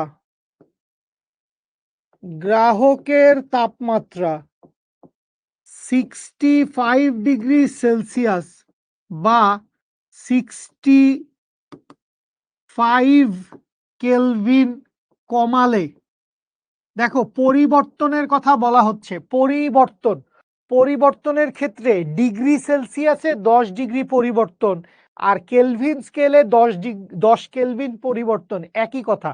তাপমাত্রার পরিবর্তন ডিগ্রি সেলসিয়াস এবং কেলভিনের জন্য একই। তাপমাত্রা একই না, তাপমাত্রার পরিবর্তনটা একই। তাপমাত্রার পরিবর্তনটা একই। তাহলে এইখান থেকে আমরা কি লিখতে পারবো? এইখান থেকে আমরা লিখতে পারবো হচ্ছে গ্রাহকের তাপমাত্রা হয়, গ্রাহকের তাপমাত্রা সমান কি লিখা যাবে? গ্রাহকের তাপমাত্রা সমান লিখা যাবে হচ্ছে T2 মাইনাস 65। গ্রাহকের তাপমাত্রা কি? গ্রাহকের তাপমাত্রা হচ্ছে T2 মাইনাস 65। এই ক্ষেত্রে কর্মদক্ষতা ইটা প্রাইম সমান কি? ইটা প্রাইম সমান হচ্ছে 1/3। ইটা প্রাইম সমান কি পাইলাম? ইটা প্রাইম সমান পাইলাম হচ্ছে 1/3। তাহলে এইবার আসেন এই সূত্রটাকে নিয়ে আরেকটু কাজ করি, দলাই মালাই করি, তাইলে আমাদের অ্যান্সার চলে আসবে। তো আমরা কি লিখতে পারবো? আমরা লিখতে পারবো eta prime is equals to 1 minus T2 minus 65 divided by T1, বা এইখান থেকে ইটা প্রাইম সমান সমান হচ্ছে এই নর্মাল বীজগণিত 1 minus T2 divided by T1, মাইনাসে মাইনাসে plus, plus 65 divided by T1, বা এইখান থেকে ইটা প্রাইমের মান চাইলে বসাই দিতে পারি। ইটা প্রাইমের মান 1/3 is equals to 1 minus T2/T1। T2/T1 এর একটা মান ছিল 5/6, T2/T1 এর মান হচ্ছে 5/6, বসায় দিলাম 5/6 প্লাস এইখান থেকে 65 ডিভাইডেড বাই T1, বা এইখান থেকে আমি যদি 65/T1 এর মান বাইর করতে চাই, 65/T1 সমান সমান কি আসবে? সমান সমান আসবে হচ্ছে 1/3 মাইনাস 1 প্লাস 5/6। 1/3 মাইনাস 1 প্লাস 5/6 পাইলাম আমরা। আচ্ছা, সামনে আগাই। সামনে যদি আমরা আগায় যাই তাহলে এখান থেকে লিখতে পারবো বা 65 divided by T1, 65 divided by T1 সমান সমান হচ্ছে লসাগু করি। লসাগু যদি করে ফেলি তাহলে লসাগু করলে আসবে হচ্ছে 6, এইখানে আসবে হচ্ছে 1, এখানে আসবে হচ্ছে 2, 2 মাইনাস 6 প্লাস 5, দ্যাট মিনস আসবে হচ্ছে 7 মাইনাস 6, দ্যাট মিনস আসবে হচ্ছে 1/6, বা এইখান থেকে T1 সমান কত আসবে? T1 সমান আসবে 65 ইন্টু 6, বা এইখান থেকে T1 সমান কত লিখা যাবে? 6 6 36, 360, 5 6 30, 380। ওটা 380 হয় না? 65 ইন্টু 6 390। ছি জিমি। সো T1 সমান কত? T1 সমান হচ্ছে 390 কেলভিন। সো এইখান থেকে আমরা একটা অ্যান্সার পাইলাম, T1 সমান 390 কেলভিন। আর 1 নাম্বার ইকুয়েশনের কাছে যদি চলে আসি, 1 নাম্বার ইকুয়েশনের কাছে যদি চলে আসি তাহলে এখান থেকে T2 এর মান পাবো। T2 সমান কি হবে? T2 সমান হবে হচ্ছে 5/6 ইন্টু 390 কেলভিন, বা এইখান থেকে ডিভাইডেড বাই 6 ইন্টু 5 করলে আসা হচ্ছে 325, বা T2 সমান কত? T2 সমান হচ্ছে 325 কেলভিন। 325 কেলভিন। সো এই দুইটাই হচ্ছে আমাদের অ্যান্সার। এইটা হচ্ছে একটা অ্যান্সার, এইটা হচ্ছে গিয়ে আমাদের আরেকটা অ্যান্সার। আচ্ছা, সাবাস। গ্রাহকের তাপমাত্রা না, 65 ডিগ্রি সেলসিয়াস কমাইতে বলছে সাদিদা তানজুর। আমার কথা শোনো, 65 ডিগ্রি সেলসিয়াস কমাইতে বলছে। 65 ডিগ্রি সেলসিয়াস পরিবর্তন যেই কথা, 65 কেলভিন পরিবর্তন একই কথা। 65 ডিগ্রি সেলসিয়াস কমানো যেই কথা, 65 কেলভিন পরিবর্তন একই কথা। 65 ডিগ্রি সেলসিয়াস পরিবর্তন, দেখো পরিবর্তন বলছি, তাপমাত্রা বলি নাই, ইজ ইকুয়ালস টু হচ্ছে 65 কেলভিন পরিবর্তন। পরিবর্তনের ক্ষেত্রে এই দুইটা টার্ম একই, বা এই দুইটা রাশির ক্ষেত্রে মোট চেহারাটা একই থাকে, পরিবর্তনের ক্ষেত্রে মোট চেহারা একই থাকে, পরিবর্তনের মান সেম হয়। 390, 325, হ্যাঁ ঠিক আছে। আর কারো কোনো কোয়েরি, কথা জিজ্ঞাসা নাকি সবাই বুঝতে পারছেন? ও না, এই তো 5-10 মিনিট। আচ্ছা, আসি আমরা আরেকটা অঙ্ক সলভ করি। কখন 10:30 বেজে গেছে টেরও পাইলাম না। আচ্ছা, কি বলছে খেয়াল করো, 167°C এবং 37°C উষ্ণতা দ্বয়ের মধ্যে, তাহলে 167 হচ্ছে এটার করসপন্ডিং ভ্যালু হচ্ছে T1, তাহলে T1 সমান কত? T1 সমান হচ্ছে 167 প্লাস 273 কেলভিন, বা এইখান থেকে T1 এর মান পাবো T2 সমান আসবে হচ্ছে 37 প্লাস 273 কেলভিন, এইটা হবে হচ্ছে 310 কেলভিন। আর ওইটা কত হবে রে? 6 দুগুণে 12, আর একে 13, আর একে 14, 440 হয় নাকি এখানে? 440 হয় মনে হচ্ছে। 167 যোগ অঙ্ক পারি না আমি, ছি। এ 440 কি মজা, 440 কেলভিন। Okay fine. তাহলে দুইটা টেম্পারেচার দেওয়া আছে, আপনাকে বলছে একটা কার্নো ইঞ্জিন 2 × 10⁴ ক্যালোরি তাপ শক্তি সরবরাহ করা হয়েছে, তাইলে শোষিত তাপ শক্তি সমান কত? শোষিত তাপ শক্তি সমান হচ্ছে 2 × 10⁴ ক্যালোরি, 2 × 10⁴ ক্যালোরি। আপনাকে বাইর করতে বলছে ওয়ার্ক ডান সমান কত। সো ওয়ার্ক ডান মানে হচ্ছে Q1 মাইনাস Q2 সমান কত। সো Q1 মাইনাস Q2 বাইর করার জন্য আপনাকে অবশ্যই আগে Q2 এর মানটা কত সেটা জানা লাগবে। সো Q2 এর মানটা আমরা কিভাবে পাইতে পারি? আমরা জানি Q2 divided by Q1 is equals to হচ্ছে T2 ডিভাইডেড বাই T1। কেন? যেহেতু কার্নো ইঞ্জিন বলে দিছে, সো তাপমাত্রা এবং তাপ শক্তির অনুপাত ধ্রুব থাকবে। যেহেতু কার্নো ইঞ্জিন, তাই Q2/Q1 সমান T2/T1, বা এইখান থেকে Q2 সমান সমান হচ্ছে T2/T1 ইন্টু হচ্ছে Q1। T2 এর মান কত? T2 এর মান হচ্ছে 310, T1 এর মান কত? 440, ইন্টু Q1 কত? Q1 হচ্ছে 2 × 10⁴ ক্যালোরি। তাহলে এইখান থেকে আমরা কি পাইছি? এইখান থেকে আমরা পাইছি হচ্ছে 310 ডিভাইডেড বাই 440 ইন্টু 2 × 10⁴ ক্যালোরি করলে আসে হচ্ছে 14090, 14090.91 ক্যালোরি। তো এইখান থেকে আমরা Q2 এর মানটা কত? Q2 এর মানটা আমরা বের করে ফেলতে পারছি। সুতরাং ওয়ার্ক ডান সমান কি হবে? ওয়ার্ক ডান সমান হবে হচ্ছে Q1 মাইনাস Q2, বিয়োগ করলে যা আসবে সেইটাই হচ্ছে অ্যান্সার। বুঝতে পারছেন সবাই? সবাই বুঝতে পারছেন? হ্যাঁ, চাইলে আপনি জুলে কনভার্ট